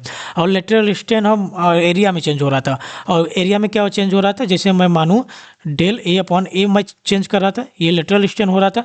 और एरिया को अभी हमने क्या पढ़ा है, एरिया कितना है, डेल को मैं चाहूँ तो डेल इस तरह से भी लिख सकता हूँ क्योंकि स्मॉल चेंज ही है, तो वही मैं लिख दे रहा हूँ यहाँ पे डेल। एरिया की वैल्यू क्या अभी निकाला था हमने, पाई डी स्क्वायर बाई 4, तो ये आ जाएगा अपॉन क्या आ जाएगा, अपॉन एरिया। एरिया को हम क्या लिख सकते हैं, पाई डी स्क्वायर बाई 4, यहाँ से पाई बाई 4 क्या हो जाएगा, कैंसिल, क्योंकि दोनों कांस्टेंट है, कांस्टेंट बाहर आ जाएगा, तो बचेगा क्या, डेल D2 अपॉन क्या बचेगा, डी स्क्वायर बचेगा। फिर अगेन यहाँ पे जब निकालोगे इसका डिफ्रेंशिएशन करोगे तो क्या हो जाएगा, यहाँ पे हो जाएगा, चाहो तो इसी तरह से रख सकते हो या तो इसको चेंज भी कर सकते हो। ओके, यहाँ पे एक डी बाहर आ जाएगा तो क्या बचेगा, del D upon D square, यहाँ से एक डी से डी कैंसिल हो जाएगा, डेल डी अपॉन डी। यानी कि यहाँ पे हम क्या कह सकते हैं कि यहाँ पे जो चेंज हो रहा है, चेंज इन डायामीटर, क्योंकि देखो यहाँ पे क्या हो रहा है कि ये जो एरिया चेंज हो रही है, एरिया में जो डायामीटर है वो भी तो चेंज हो रहा है ना यार। यहाँ पे जब खींचोगे इसको तो डायामीटर क्या हो जा रहा है, छोटा हो जा रहा है। तो हम चाहें तो एरिया के टर्म में लिख लें या डायामीटर के टर्म में रख लें, तो मैं डायामीटर के टर्म में ही सबको चेंज किया हूँ, तो यहाँ पे डायमीटर के चेंज टर्म में ही लिखूंगा, ठीक है। तो डेल डी यानी change in diameter upon original diameter, ये हो जाएगा। तो ये लेटरल हो गया। माइनस क्यों लगाया हूँ, क्योंकि यहाँ पे जो होता है ये घट रही है, ये वैल्यू क्या बता रही है, ये वैल्यू घट रही है, तो इसलिए मैंने माइनस लगा दिया। तो माइनस यही बताएगा कि ये वैल्यू क्या कर रही है, डिक्रीज हो रही है। लॉन्गिट्यूडिनल में क्या हो जाएगा, लेंथ चेंज हो रहा है तो डेल एल अपॉन एल हो जाएगा। ये क्या है, इसको गामा बोल दो या इसको तुम म्यू से भी दिखा सकते हो, तो जो चाहे तुम लिख लो। ओके, हालांकि यहाँ पे गामा लिखा गया है। तो यहाँ से इसकी जब मैं वैल्यू निकालूंगा तो क्या मिल जाएगा मुझे, इसको इधर पे दूंगा, minus gamma del L upon l मिल जाएगा। अब इस वैल्यू को इसकी जगह पे इस वैल्यू को मैं पुट कर दूंगा। जब इसको पुट करोगे तो क्या मिल जाएगा तुम्हें, 1 upon R del are upon S बराबर 1 upon L upon del S plus 2 क्या मिल जाएगा, 2 इसकी जगह पे मैं पुट कर रहा हूँ, तो इसकी जगह पे क्या हो जाएगा, 2 mu del L upon del s upon l आ जाएगा, 2 mu upon l del L upon del s. इसको म्यू भी बोल सकते हो, म्यू पॉइजन रेशियो को लिख सकते हो। ओके, चाहो तो लिख लो, म्यू ही लिख लेना यार, यहाँ पे म्यू नहीं लिखा गया तो म्यू लिख लेना, plus 1 upon rho upon del S. Okay, अभी आप देखो इसमें ये कॉमन है, तो इनको जब मैंने बाहर ले लिया तो क्या बचेगा, 1 प्लस 2 म्यू, इसको म्यू कर लेना, 2 mu plus 1 upon rho upon del S हो मिलेगा। तो 1 upon R del are upon del S बराबर हो जाएगा, ये वैल्यू मुझे मिल जाएगी। ओके, ये वैल्यू थी, ये वैल्यू पहले ही लिखी थी, तो इसकी जगह पे, इसी की जगह पे हमने क्या पुट किया था, ये वाली वैल्यू पुट की थी इसी की जगह पे, ये पहले लिखी गई थी। इस लाइन के बाद इसको मत लिखना। ओके, ये लाइन नहीं आएगी, ये पहले ही आएगी, इसके ऊपर आएगी, जो कि पिछले वाले पेज में थी। अब आगे देखते हैं, इतना हमने कर लिया। उसके बाद हमें क्या है, गेज फैक्टर। गेज फैक्टर क्या होता है, गेज फैक्टर होता है तुम्हारा जो चेंज हो रहा है तुम्हारा डेल आर अपॉन आर, जो चेंज की, ये डेल आर अपॉन आर का मतलब क्या हो गया, ये तुम्हारा चेंज हो रहा है, कौन सा स्ट्रेन हो जाएगा तुम्हारा, ये लॉन्गिट्यूडिनल होगा कि तुम्हारा क्या कहते हैं, एक लॉन्गिट्यूडिनल होता है, एक कौन सा होता है देख लेते हैं, अब मैं भूल गया यार, बड़ी जल्दी बोल, लेटरल, लॉन्गिट्यूडिनल और लेटरल। तो डेल आर अपॉन आर क्या है तुम्हारा, लेटरल अपॉन लॉन्गिट्यूडिनल चेंज करोगे, स्ट्रेन करोगे, यानी literal strain upon longitudinal strain को हम क्या कहते हैं, गेज फैक्टर कहते हैं। तो इसको जब वैल्यू करोगे गेज फैक्टर को जी ऑफ एक्स से मैं दर्शा दे रहा हूँ, तो del are upon del L upon l आ जा रहा है, तो डेल आर अपॉन आर मैं चेंज कर दूंगा तो मुझे ये वैल्यू मिल जाएगी।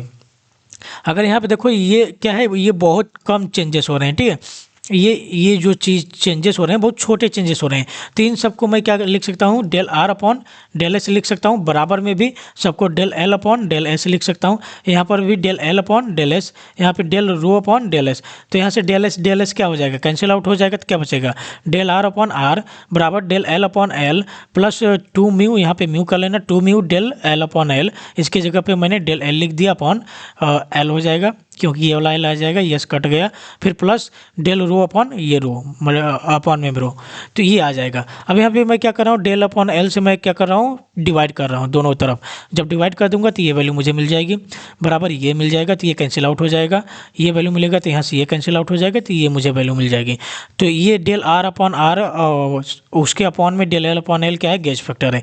तो गेज फैक्टर बराबर 1+2 mu plus del rho upon में डेल एल अपॉन एल है, ये वैल्यू आई। अब यहाँ पे डेल एल अपॉन एल क्या है, ये तुम्हारा लॉन्गिट्यूडनल स्ट्रेन है, इसको मान लेता हूँ अपसाइलन के बराबर मान लेता हूँ। तो यहाँ पे क्या हो जाएगा, 1+2 mu plus del rho upon epsilon. ये बहुत स्मॉल चेंजेस होता है, इसलिए हम इसको निगलेक्ट भी कर देंगे। जब निगलेक्ट कर देंगे तो हमें क्या मिल जाएगा, गेज फैक्टर बराबर 1+2 म्यू, यहाँ पे 2 म्यू कर लोगे। ओके, तो इस तरह से हम देखते हैं। तो यहाँ पे क्या बता रहा है, यहाँ पे बता रहा है कि भैया ये क्या चेंज हो रहा है, ये रजिस्टिव चेंज बता रहा है। ये दूसरा तुम्हारा जो चेंज बता रहा है वो बता रहा है कि तुम्हारे जो मटेरियल में लेंथ होते हैं, सॉरी ये लेंथ को बता रहा है, ये एरिया को बताता है, और ये जो बता रहा है रजिस्टिविटी को बता रहा है। ये तीनों चेंज को यहाँ पे क्या बता रहा है, गेज फैक्टर के हिसाब से हम नाप लेते हैं। तो ये तुम्हारा स्ट्रेन गेज कहलाता है। आगे चलते हैं। इसके एडवांटेज, हाई सेंसिटिविटी होती है, स्मॉल साइज होता है, लाइट इन वेट होता है। डिसएडवांटेज, आउटपुट वोल्टेज बहुत स्मॉल होता है, सेंसिटिव टू टेम्परेचर चेंजेस होते हैं, क्योंकि टेम्परेचर चेंज होगा रेजिस्टेंस चेंज हो जाएगा। ओके, एप्लीकेशन कहाँ कर सकते हो, अभी प्रेशर हमने नापा है यार, स्ट्रेस नाप सकते हो, वेट मेजरमेंट कर सकते हो उससे। अब देखो थर्मिस्टर क्या होता है, थर्मिस्टर एक टेम्परेचर सेंसिंग डिवाइस होती है, टेम्परेचर सेंसिंग डिवाइस होती है, या कह सकते हो हीट सेंसिंग डिवाइस होती है, जिसका रेजिस्टेंस बहुत तेज़ी से शार्पली चेंज होता है टेम्परेचर के। और शार्पली चेंज का मतलब बहुत तेज़ी से हो रहा है। जैसे यहाँ पे देखो एक ग्राफ मैंने बनाया रेजिस्टेंस का, ये टेम्परेचर का। यहाँ पे टेम्परेचर जैसे ही मैंने चेंज किया, ठीक है, जैसे ही मैंने चेंज किया, इसका रेजिस्टेंस बहुत तेज़ी से चेंज हो रहा है, ग्रेजुअली या शार्पली कह सकते हो चेंज हो रहा है। और ये क्या होता है, ये मोस्ट ऑफ थर्मिस्टर बने होते हैं सेमीकंडक्टर से बने होते हैं, डिवाइस सेमीकंडक्टर डिवाइस से बने होते हैं। हुज रहेगा यहाँ पे WHOESC, ठीक है। Whose it have high negative temperature coefficient. ये कहने का मतलब क्या है कि जो थर्मिस्टर होते हैं ज़्यादातर वो किससे बने होते हैं, सेमीकंडक्टर मटेरियल से बने होते हैं। और सेमीकंडक्टर मटेरियल का बिहेवियर क्या होता है हमें पता है कि उसकी जो रजिस्टिविटी होती है, उनका कोफिशिएंट नेगेटिव होता है। कोफिशिएंट नेगेटिव का मतलब क्या होता है कि निगेटिव टेम्परेचर कोफिशिएंट होते हैं। नेगेटिव टेम्परेचर कोफिशिएंट का मतलब क्या होता है कि जैसे जैसे टेम्परेचर तुम बढ़ाओगे वैसे उसका रेजिस्टेंस क्या होगा, बड़ी ग्रेजुअली यहाँ पे डिक्रीज हो जाएगा। तो यहाँ पे देखो जैसे जैसे मैं रेजिस्टेंस बढ़ाते जा रहा हूँ, इसका जो हमारा रेजिस्टेंस है, टेम्परेचर जैसे जैसे बढ़ाते जा रहा हूँ, हमारा जो रेजिस्टेंस है बहुत शार्पली क्या होते जा रहा है, डिक्रीज होते जा रहा है। तो इसी पर ये काम करता है। चलो देखते हैं इसका कंस्ट्रक्शन, वर्किंग, सारी चीज़ें देख लेते हैं। ये थर्मिस्टर का ये दो जो होता है यही फिगर होता है। थर्मिस्टर का जो कंस्ट्रक्शन होगा यहाँ पे, थर्मिस्टर इज मेड क्या होता है, मेड फ्रॉम सेमीकंडक्टर मटेरियल, जो कि होता है मेटल ऑक्साइड लाइक मैग्नीज, निकल, कोबाल्ट और कॉपर। इन सारी चीज़ों से हम मिलाकर इनको क्या करते हैं, इसका कंस्ट्रक्शन करते हैं थर्मिस्टर का। This material are sintered into bead, disc और रॉड। बीड, डिस्क यानी कह सकते हैं इसमें चेंज हो रहा है, या रॉड में, इस सब में क्या किया जाता है, इसको ठूस के भर दिया जाता है, उसके बाद इसको कोटिंग कर दी जाती है। तो थर्मिस्टर इस तरह से बनाया जाता है। ओके, अब थर्मिस्टर का देखो वर्किंग मैं तुम्हें बता देता हूँ कि वर्किंग एक एग्जाम्पल के थ्रू बता दे रहा हूँ।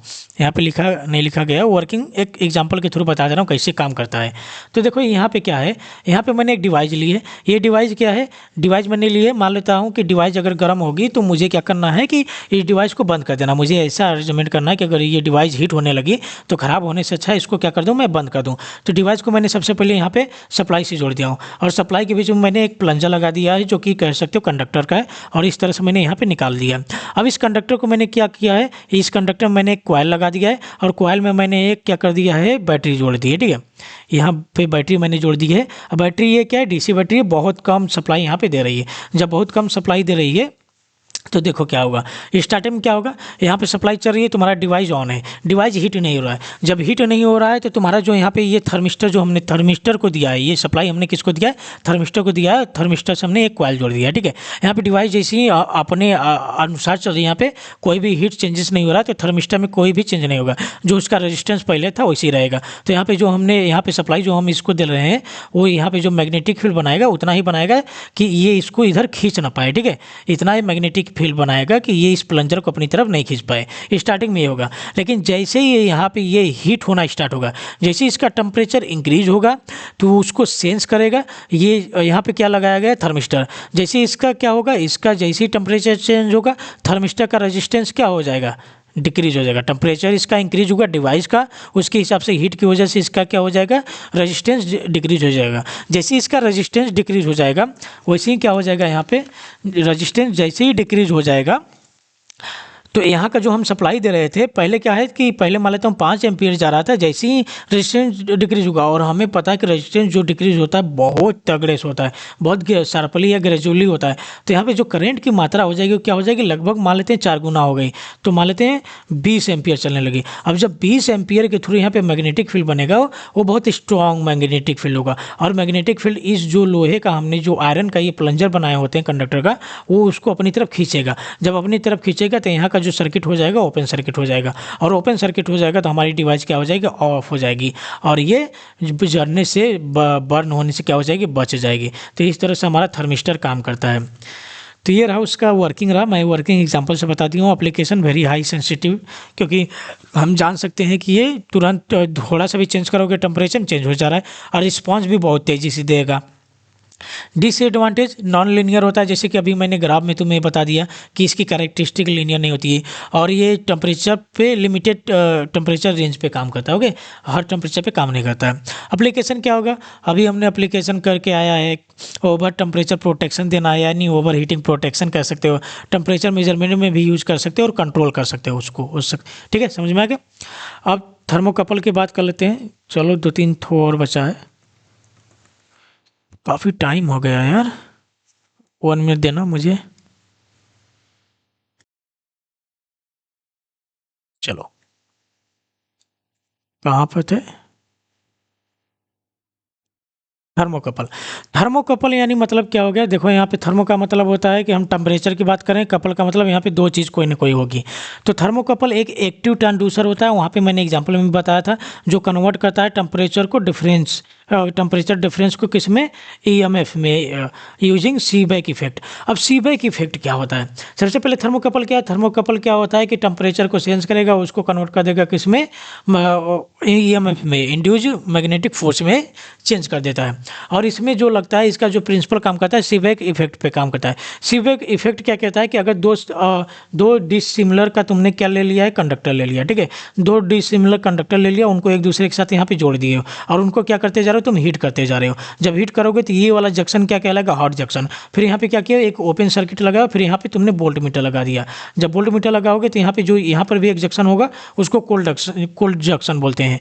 यहाँ पे हॉट जंक्शन, कोल्ड जंक्शन। यहाँ पे हॉट क्यों बोलेंगे, क्योंकि यहाँ पे टेम्परेचर दे रहा हूँ। यहाँ पे देखो सीबैक इफेक्ट भी बताते जा रहा हूँ, कंस्ट्रक्शन भी बताते जा रहा हूँ, दोनों बताते जा रहा हूँ, और वर्किंग भी। तो आगे मैं नहीं समझाऊंगा, ठीक है, तो ध्यान से समझना, फिर से मैं बताने जा रहा हूँ।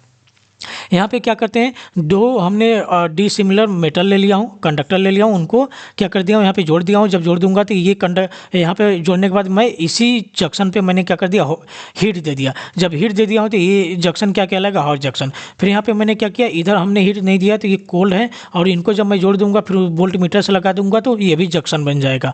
तो इस जंक्शन को मैं क्या बोल दूंगा, कोल्ड जंक्शन। अब यहाँ पे देखो हो क्या रहा होगा, सीबैक इफेक्ट कह रहा है कि जब दो डिसिमिलर तुम ले रहे हो कोई कंडक्टर, तो वहाँ पे क्या होगा, उनको जब हीट करते हो तो यहाँ पे एक ईएमएफ जनरेट हो जाता है, और यही ईएमएफ बताता है जितना हम टेम्परेचर पे चेंजेस करते जाते हैं उतना ही यहाँ ईएमएफ पे चेंजेस होते जाता है। और ये क्या बताता है कि जितना तुम्हारा टेम्परेचर चेंज हो रहा है उतना यहाँ पे डिफरेंस चेंज हो रहा है, उस हिसाब से हम टेम्परेचर को नाप ले रहे हैं।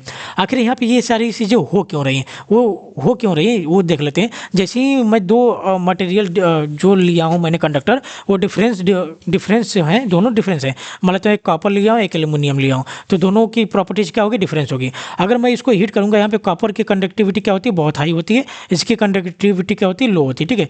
रो से मैं दिखा दे रहा हूँ, कंडक्टिविटी इसकी हाई होती है और कॉपर के अपेक्षा में इसकी लो होती है। तो जैसे ही मैं इसको हीट करूंगा, जब हीट करूंगा तो इसमें जो होगा, ये तार हीट होना स्टार्ट हो जाएगा, ये भी तार हीट होना स्टार्ट हो जाएगा। तो इसके अंदर जो इलेक्ट्रॉन होंगे, अब इलेक्ट्रॉन जो मोशन करे तो जो इलेक्ट्रॉन बॉन्डेड होंगे वो क्या होने लगेंगे, टूट जाएंगे, और इसके भी इलेक्ट्रॉन टूट जाएंगे। क्योंकि यहाँ की कंडक्टिविटी कम होती है तो इसमें इलेक्ट्रॉन कम होंगे और इसमें इलेक्ट्रॉन ज़्यादा होंगे। जब इसमें ज़्यादा इलेक्ट्रॉन होंगे, इसमें से इलेक्ट्रॉन ज़्यादा टूटेंगे तो ज़्यादा इलेक्ट्रॉन फ्लो होना स्टार्ट कर देंगे, इसमें कम। यानी यहाँ पे हम देख रहे हैं कि चार्ज डिस्ट्रीब्यूशन क्या हो गया, यहाँ पे इलेक्ट्रॉन ज़्यादा हो गए हैं, यहाँ पे इलेक्ट्रॉन कम हो गए हैं। तो इलेक्ट्रॉन की संख्या जिधर ज़्यादा होगी उधर उधर क्या हो जाएगा, माइनस चार्ज आ जाएगा, और जिधर कम होगी वहाँ पे प्लस चार्ज आ जाएगा। तो यहाँ पे देख रहे हैं यहाँ पे क्या हो जा रहा है, पोटेंशियल डिफरेंस क्रिएट हो जा रहा है। और जैसे यहाँ पे सर्किट जोड़ोगे तो यहाँ पे करंट फ्लो हो जाएगा। तो जहाँ पर भी ओपन सर्किट रहा, पोटेंशियल डिफरेंस हो रहा होगा, वहाँ पे सर्किट क्लोज करते हो तो करंट फ्लो हो जाती है। ओके, तो इस तरह से ये वर्किंग भी होती है, कंस्ट्रक्शन भी बता दिया, सीबैक इफेक्ट भी बता दिया। तो थर्मोकपल इसी तरह से काम करता है। सारी चीज़ें मैंने लिख दिया है, कुछ इस तरह से देख लेना। एडवांटेज क्या हो जाएगा, ये बहुत रेंज के टेम्परेचर को नाप सकता है, तुम चाहे जितना उसको देते जाओ, बस तुम्हें क्या करना होगा, अच्छे मटेरियल यूज़ करने होंगे, ठीक है। और क्या होता है, रस्ट एंड सिंपल कंस्ट्रक्शन देखिए रहे, बहुत सिंपल है। डिसएडवांटेज क्या है, ये लो आउटपुट वोल्टेज देता है, जो वोल्टेज देता है बहुत कम देता है, ठीक है। अब कितना है तुम उसमें से इलेक्ट्रॉन पैदा कर लोगे यार, जितना रहेगा उतना ही नहीं कर पाओगे, कितना ही इलेक्ट्रॉन पैदा कर लोगे। तो उसके लिए हमें बड़ी प्रिसाइज मशीन की ज़रूरत पड़ती है, वोल्टमीटर की। लेस एक्यूरेट देन आरटीडी या थर्मिस्टर से कम एक्यूरेट ये देता है। एप्लीकेशन क्या होगा, furnace and boiler temperature measurement करने के लिए। फर्नेस क्या होता है, फर्नेस अगर कोई भट्टी है, वहाँ पे जो भट्टी जलती रहती है वही फर्नेस कहलाता है। या कोई बॉयलर बहुत ज़्यादा, वहाँ पे अगर जैसे स्टीम तुम कर रहे हो, बिजली पैदा कर रहे हो, तो स्टीम को क्या कर रहे हो, वो स्टीम बनाने के लिए वाटर को बॉयल कर रहे हो। तो वहाँ बॉयलर की अगर तुम्हें टेम्परेचर नापनी है कि बॉयलर कितना टेम्परेचर सह सकता है, कितना टेम्परेचर है, तो वहाँ पर तुम इसका यूज़ कर सकते हो। इंडस्ट्रियल प्रोसेस में जरूर कर सकते हो। ओके, तो ये रहा तुम्हारा थर्मोकपल। आगे हम बात करते हैं पीजो इलेक्ट्रिक ट्रांसड्यूसर। देखो पीजो इलेक्ट्रिक ट्रांसड्यूसर क्या होता है, पीजो इलेक्ट्रिक ट्रांसड्यूसर जो होता है कन्वर्ट करता है मैकेनिकल स्ट्रेस को इनटू इलेक्ट्रिकल वोल्टेज में। मैकेनिकल स्ट्रेस में कैसे आ सकता है, मैकेनिकल स्ट्रेस यानी अगर कोई तुम्हारी बॉडी है उस पर तुमने फोर्स लगा दिया, फोर्स जो लगा रहे हो मैकेनिकली ही लगा रहे हो, तो उस पर जो फोर्स लगा रहे हो अंदर लगा रहे हो, तो वो मटेरियल अपोजिट डायरेक्शन में लगाना चाहेगा, अपोजिट डायरेक्शन में लगाना चाहेगा, दोनों के बीच में स्ट्रेस जनरेट हो जाएगा। उसको किस में कन्वर्ट कर देता है, इलेक्ट्रिक पोटेंशियल में। तो कैसे करता है सारी चीज़ें देखेंगे। देखो एक होता है पीजो इलेक्ट्रिक एलिमेंट होता है, ठीक है, पीजो इलेक्ट्रिक मटेरियल होता है। जो मटेरियल पहले जो क्रिस्टल होते हैं, उन क्रिस्टल की जो संरचना होती है उसमें क्या होते हैं, एक अच्छे अरेंजमेंट होते हैं। जैसे यहाँ पॉजिटिव हो गया तो यहाँ negative positive negative positive negative, इस तरह से क्रिस्टल तुम केमिस्ट्री में पढ़े होगे। लेकिन पीजो इलेक्ट्रिक क्रिस्टल जो होते हैं उस पर जो इनका डिस्ट्रीब्यूशन होता है, चार्ज का डिस्ट्रीब्यूशन होता है, अगर इधर पॉजिटिव है तो थोड़ी दूर इधर नेगेटिव होती है, यानी कुछ डाइपोल की तरह काम करते हैं। और डाइपोल क्या होता है, इमेट्रिक मैं बता चुका हूँ। तो ये डाइपोल की तरह काम करते हैं। लेकिन इनिशियली क्या होता है कि अगर इस पर कोई भी फोर्स नहीं लगा होता है तो इनके जो डाइपोल होते हैं रैंडमली एक दूसरे के अपोजिट डायरेक्शन में रहते हैं, और अपोजिट डायरेक्शन में रहते हैं तो अपने इफेक्ट को क्या कर देते हैं, कैंसिल आउट कर देते हैं, जिसकी वजह से कोई भी यहाँ पर हमें इफेक्ट देखने को नहीं मिलता है। लेकिन अगर मान लो जैसे ये हमारा क्या हो गया, ये मटेरियल हो गया, पीजो इलेक्ट्रिक मटेरियल हो गया, इसमें बहुत सारे डाइपोल होंगे। मान लो इस तरह से कुछ दिखा दे रहा हूँ, इस तरह से कुछ बहुत सारे डाइपोल होंगे। वहाँ पे क्या है कि कुछ भी फोर्स नहीं लगाया हो तो ऐसे ही रैंडम होंगे, तो अपने इफेक्ट को क्या कर देंगे, कैंसिल आउट। लेकिन जैसे ही मैंने इस पर फोर्स लगाया, ऊपर से मैंने प्रेशर दिया, फोर्स लगाया, तो ये क्या करेगा, दबेगा। जब दबेगा तो इनके स्ट्रक्चर में क्या होगा, चेंज होगा। तो स्ट्रक्चर में जब चेंज होगा तो कुछ इस तरह से ये एक लाइन में अलाइन हो जाएंगे। जब अलाइन हो जाएंगे तो इनका इफेक्ट क्या हो जाएगा, अब इनका इफेक्ट रैंडमली नहीं है जो कि कैंसिल आउट कर दे, अब इनका इफेक्ट एक दूसरे के साथ क्या होने लगेगा, जुड़ने लगेगा। और हमें पता है कि जहाँ पे डाइपोल होते हैं वहाँ पे इलेक्ट्रिक चार्ज होते हैं, और इलेक्ट्रिक चार्ज जब आ जाते हैं तो हमें पोटेंशियल डिफरेंस देखने को मिल जाता है। क्योंकि डाइपोल में क्या होता है कि एक पॉजिटिव चार्ज होता है कि नेगेटिव चार्ज, तो यहाँ पे तुम वोल्ट मीटर लगाओगे तो तुम्हें वोल्टेज देखने को मिल जाएगा। तो ये तुम्हारा पीजो इलेक्ट्रिक इफेक्ट भी होता है, और तुम्हारा वर्किंग में भी मैंने बता दिया। कंस्ट्रक्शन बता दूँ, कंस्ट्रक्शन में क्या होता है, तुम यहाँ पे लेते हो एक पीजो इलेक्ट्रिक मटेरियल लेते हो कुछ इस तरह से, ये पीजो इलेक्ट्रिक मटेरियल हो गया, यहाँ पे फोर्स लगाते हो, ऊपर नीचे फोर्स लगाते हो, यहाँ से तुम दो तार टर्मिनल निकाल लेते हो, ठीक है। यहाँ पे क्या होता है, वोल्टमीटर लगा देते होगे। जब कुछ भी नहीं लगाओगे, यहाँ पे ओपन सर्किट रहेगा तो वोल्टेज क्रिएट हो जाएगा। जैसे इसको तार जोड़ दोगे इसमें करंट फ्लो होने लगेगा। तो ये पीजो इलेक्ट्रिक की कंस्ट्रक्शन होगी, मैंने वर्किंग भी बता दी। और पीजो इलेक्ट्रिक की इफेक्ट यही होता है कि क्रिस्टल में जो होते हैं, अगर क्रिस्टल अपने जब हम प्रेशर देते हैं या फोर्स देते हैं, अप्लाइड करते हैं सर्टेन क्रिस्टल यानी कॉज पे, तो वो क्या करता है, जनरेट करता है, वोल्टेज जनरेट करता है। कैसे करता है, ये सारी चीज़ें मैं तुम्हें इसमें बता चुका हूँ। तो आई होप पढ़ लोगे, रीड आउट कर लोगे। यहाँ पे देखो दिखाया गया है, यहाँ पे जैसे जैसे हम फोर्स अंदर लगाते जा रहे हैं, ठीक है, एनिमेशन ही पहले देख लो, जैसे जैसे हम यहाँ पे फोर्स लगाते जा रहे हैं वैसे वैसे हमारे वोल्टेज क्या होते जा रहे हैं, चेंज होते जा रहे हैं। क्यों चेंज होते जा रहे हैं वो भी मैंने तुम्हें उसका रीज़न बता दिया हूँ। एडवांटेज डिसएडवांटेज यार ये एक बार रीड आउट कर लेना तुम लोग, बहुत सिंपल मैं लिखा हूँ, तो आई होप, मैं सोच के चला हूँ कि ये तुम पढ़ लोगे। अब फोटोवोल्टिक सेल देखो क्या होता है। फोटोवोल्टिक सेल जो होता है ये एक सेमीकंडक्टर पे काम करता है। ओके, फोटोवोल्टिक सेल जो होता है, सबसे पहले फोटो का मतलब क्या हुआ, जैसे हम लाइट जानते हैं, लाइट जब आती है तो लाइट के दो नेचर होते हैं, डुअल नेचर दिखाती है। एक दिखाती है वेव नेचर, दूसरा पार्टिकल नेचर। जो पार्टिकल होते हैं उन्हीं को बोलते हैं फोटोन, ठीक है, वही क्या कहलाते हैं, फोटोन कहलाते हैं। और ये यहाँ पे वोल्टिक लिखा गया है, तो यहाँ पे फोटो का मतलब होगा फोटोन से, वोल्टिक का मतलब हो जाएगा वोल्टेज से। यानी यहाँ पे जब भी हम कोई भी चीज़ में लाइट देंगे उसकी वजह से हमें क्या क्रिएट देखने को मिलेगा, वोल्टेज देखने को मिलेगा, तो ये कहलाता है फोटोवोल्टिक सेल कहलाता है। लिखा गया photovoltaic cell is a semi conductor device that convert light energy directly into electrical energy using the photovoltaic effect. Okay, ये फोटोवोल्टिक सेल किसको कहते हैं, सोलर सेल को। तो ये एक तरह का ऐसा ट्रांसड्यूसर होता है, एक्टिव ट्रांसड्यूसर कह सकते हो, जो डायरेक्ट लाइट एनर्जी को किसी में चेंज कर देता है, इलेक्ट्रिकल एनर्जी में चेंज कर देता है। और ये सेल्फ जनरेटिक ट्रांसड्यूसर होता है, यानी एक्सटर्नल पावर की ज़रूरत नहीं है, इसका मतलब एक्टिव ट्रांसड्यूसर होता है। अब फोटोवोल्टिक इफेक्ट क्या कहलाता है, सारी चीज़ें अभी मैं तुम्हें दिखाता हूँ, आगे लिख दिया हूँ, बस मैं तुम्हें समझा दे रहा हूँ कि वो कहते हैं किसे, और वर्किंग भी यहीं से तुम समझ लेना, ठीक है। वर्किंग भी, कंस्ट्रक्शन, सारी चीज़ें मैं अभी आगे बता दूंगा। तो देखो ये क्या है, एक मैंने ले लिया सेमीकंडक्टर ले लिया, और सेमीकंडक्टर क्या होता है हमें पता है, सेमीकंडक्टर दो ठो लिया, P type semiconductor, N type semiconductor, उसको मैंने जोड़ दिया तो मुझे पी एन जंक्शन देखने को मिल जाएगा, ठीक है। पी एन सेमी जंक्शन मैंने ले लिया जिसमें पी टाइप सेमीकंडक्टर होगा, एन टाइप सेमीकंडक्टर।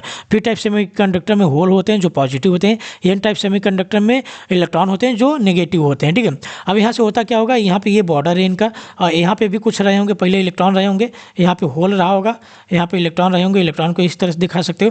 तो यहाँ से होता क्या है कि इलेक्ट्रॉन इधर डिफ्यूज होने लगते हैं और होल इधर डिफ्यूज होने लगते हैं अपोजिट डायरेक्शन में। तो यहाँ पे जब आएंगे, स्टार्टिंग में जब आएंगे तो यहाँ इलेक्ट्रॉन होल पे जाएगा तो क्या हो जाएगा, इलेक्ट्रॉन होल पेयर एक दूसरे को न्यूट्रलाइज कर देंगे। इधर इलेक्ट्रॉन होल आएगा तो इलेक्ट्रॉन होल पेयर एक दूसरे को क्या कर देंगे, न्यूट्रलाइज कर देंगे। जब न्यूट्रलाइज कर देंगे तो ये वाली एरिया क्या बन जाएगी, न्यूट्रलाइज बन जाएगी। यानी यहाँ पे क्या अब तुम्हें देखने को मिल जाएगा, यहाँ पे कुछ इस तरह से देखने को मिलेगा, होल पेयर इलेक्ट्रॉन देखने को मिल जाएगा, ठीक है। होल इलेक्ट्रॉन पेयर देखने को मिल जाएगा, यानी दोनों न्यूट्रल में है लेकिन होल के अंदर ही क्या है, इलेक्ट्रॉन है। चूँकि यहाँ से क्या है, इलेक्ट्रॉन यहाँ गया है, इस वजह से यहाँ पे पॉजिटिव आ जाएगा, और यहाँ से होल इधर आया है, इस वजह से यहाँ पे नेगेटिव आ जाएगा। जहाँ से इलेक्ट्रॉन जाता है वहाँ पॉजिटिव, और जहाँ जाता है वहाँ पे नेगेटिव आ जाता है। तो यहाँ पे क्या जनरेट हो जाएगा, नेगेटिव, यहाँ पे पॉजिटिव, और यहाँ पे एक लेयर बन जाती है, ये नेगेटिव की लेयर बन जाएगी, ये पॉजिटिव की, और ये इसी लेयर को हम बोलते हैं डिप्लेशन लेयर। और डिप्लेशन लेयर में हमें पता है क्या है, इलेक्ट्रॉन होल पेयर है या होल इलेक्ट्रॉन पेयर मौजूद है। ओके, तो अब आगे समझते हैं। यहाँ पे मैंने डिप्लेशन लेयर को उठा के यहाँ पे रख दिया हूँ, ये नेगेटिव हो गया, पॉजिटिव और इलेक्ट्रॉन होल पेयर यहाँ पे लगा दिया हूँ। अब होगा क्या, यहाँ पे देखो पॉजिटिव और नेगेटिव यहाँ पे डिफरेंस क्रिएट हो गए हैं, तो एक ईएमएफ जनरेट हो जाएगा, और ईएमएफ हमें पता है कौन सा होता है, इस डायरेक्शन, पॉजिटिव से नेगेटिव डायरेक्शन में जाता है। तो मैंने ये वोल्टेज लिख दिया, ठीक है। इलेक्ट्रिक फील्ड इंटेंसिटी बोल सकते हैं, ईएमएफ बोल सकते हो, तो मैंने इस डायरेक्शन में इसको बता दिया हूँ। अब देखो यहाँ पे होगा क्या, यहाँ पे होगा, अब मैंने यहाँ पे क्या किया, सनलाइट दिया, किस पे, डिप्लेशन लेयर में। जैसे सनलाइट दूंगा तो इसमें के जो होल पेयर इलेक्ट्रॉन होंगे वो एक दूसरे से क्या हो जाएंगे, जुदा हो जाएंगे, ब्रेक कर जाएंगे। जब ब्रेक कर जाएंगे तो मुझे क्या मिल जाएगा, यहाँ पे जैसे ही सनलाइट दिया तो मेरे को होल और इलेक्ट्रॉन अलग अलग देखने को मिल जाएंगे। जब होल पेयर इलेक्ट्रॉन यहाँ पे अलग अलग जब देखने को मिल जाएंगे, और यहाँ पे क्या लग रहा है, ईएमएफ लग रहा है इसके थ्रू, तो इलेक्ट्रॉन क्या करने लगेगा, इलेक्ट्रॉन मूव करने लगेगा। हमें पता है जिस डायरेक्शन में हमारा क्या लगता है, जिस डायरेक्शन वोल्टेज लगता है उसके अपोजिट डायरेक्शन में इलेक्ट्रॉन फ्लो करता है। क्यों, क्योंकि जिस डायरेक्शन में हमारा वोल्टेज लगा रहता है उसी डायरेक्शन में हमारी करंट फ्लो करती है, यानी हाई टू लो हमारी करंट जाती है, तो उसके अपोजिट डायरेक्शन में हमारा इलेक्ट्रॉन फ्लो करता है। तो यहाँ पे फोर्स लगेगा एफ क्यू इंटू ई, जो कि इलेक्ट्रॉन को इधर मूव कराने लगेगा। अब जब इधर इलेक्ट्रॉन मूव करने लगा, इधर मैंने वायर जोड़ दिया, इस तरह से मैं वायर जोड़ के यहाँ पे लोड लगा दूंगा तो मेरा इलेक्ट्रॉन इधर फ्लो करने लगेगा। यहाँ पे आके देखो, यहाँ पे डिप्लेशन लेयर मैंने फिर से जोड़ दिया, अब इलेक्ट्रॉन क्या कर रहा, मूव कर रहा है। तो यहाँ पे मैंने क्या कर दिया, वायर कर दिया, यहाँ पे लोड जोड़ दिया, तो लोड में मेरा क्या कर जाने लगेगा, करंट जाने लगेगा, और लोड मेरा काम करने लगेगा।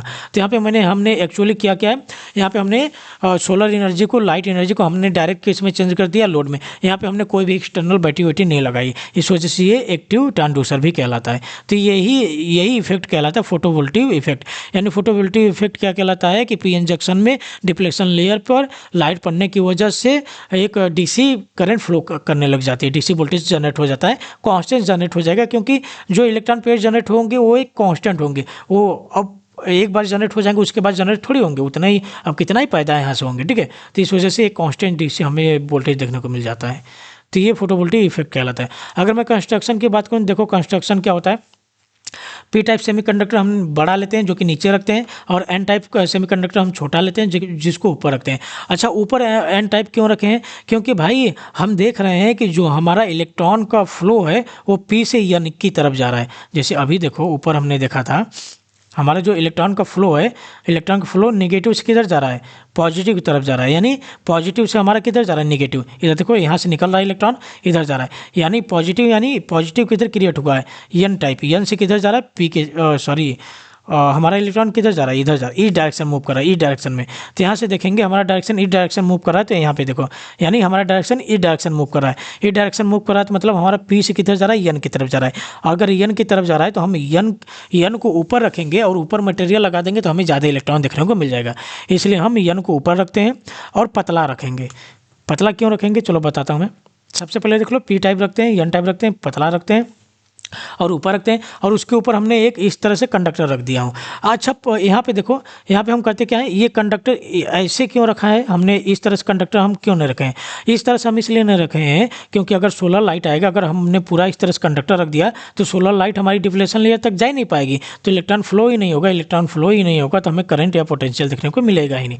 तो हम इस तरह से कंडक्टर रखते हैं। और कंडक्टर क्यों रखते हैं? क्योंकि यहाँ से हम इलेक्ट्रॉन को यहाँ से क्या करना चाह रहे हैं? वायर के थ्रू ले जाना चाह रहे हैं। अब कैसे इलेक्ट्रॉन लेके जाएंगे?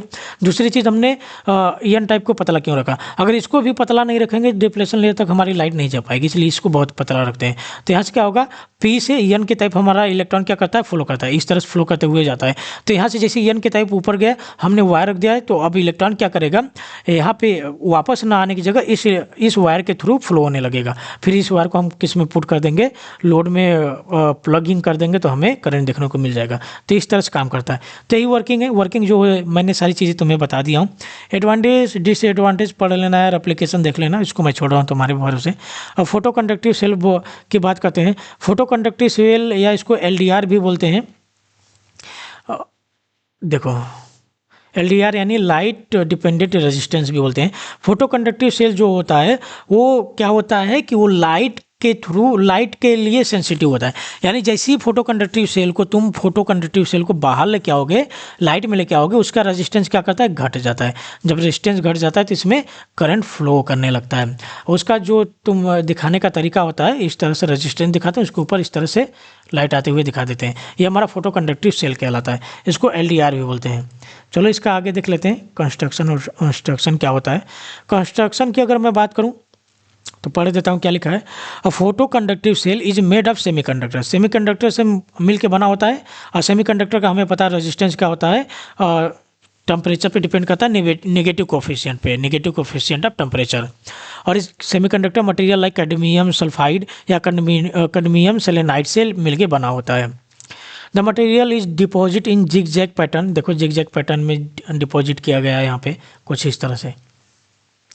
ऑन इंसुलेटिंग बेस, ये इंसुलेटिंग बेस है, उसी पे हमने जिगजैग किया है। Two metal electrodes are connected at the and and the whole unit is enclosed in the transparent glass. ये देखो यहाँ पे दो तुम्हारे क्या लगे हुए हैं, इलेक्ट्रोड लगे हुए हैं, और इसको ट्रांसपेरेंट ग्लास से क्या किया गया है? ढक दिया गया है सेफ्टी के लिए। तो ये इसका कंस्ट्रक्शन हो गया।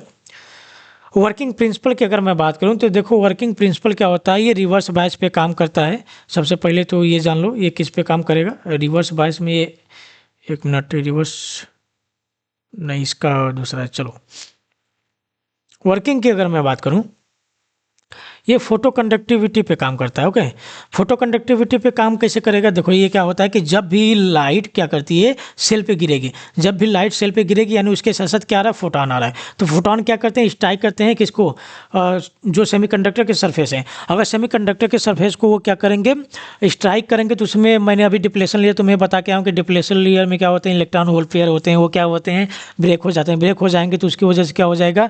इलेक्ट्रॉन फ्लो करने लगेगा। इलेक्ट्रॉन फ्लो करने लगेगा तो टर्मिनल अगर जोड़ दोगे तो वहाँ पे तुम्हें पोटेंशियल डिफरेंस देखने को मिल जाएगा, और उनको लोड से जोड़ दोगे करंट फ्लो हो जाएगा। तो यही इसका वर्किंग प्रिंसिपल है। सेम उसी की तरह है, बस यहाँ पे क्या है कि यहाँ पे कंस्ट्रक्शन थोड़ा सा अलग हो जाता है। ओके, तो इसको मैं अगेन ज़्यादा डिटेल नहीं जा रहा हूँ, मैं तुम्हें बता दूँ कैसे होता है, ये तुम पढ़ लेना। अब फोटो डायोड क्या होता है यार? फोटो डायोड जो होता है ये भी लाइट सेंसिटिव डायोड होता है, लाइट के हिसाब से काम करता है। कैसे करता है चलो देखते हैं। सबसे पहले कंस्ट्रक्शन की बात कर लेते हैं। अगेन वही फोटो डायोड है, तो यार जहाँ पे हम लोग लाइट की बात कर रहे हैं पीएन जंक्शन आएगा, ये आएगा। सेमीकंडक्टर का बना होता है, जनरली मेड सिलिकॉन का बना होता है। ये रिवर्स बायस में काम करता है, ये याद रखना। क्यों रिवर्स बायस में इसको काम कराते हैं वो भी हम बात करेंगे, आगे समझ जाओगे।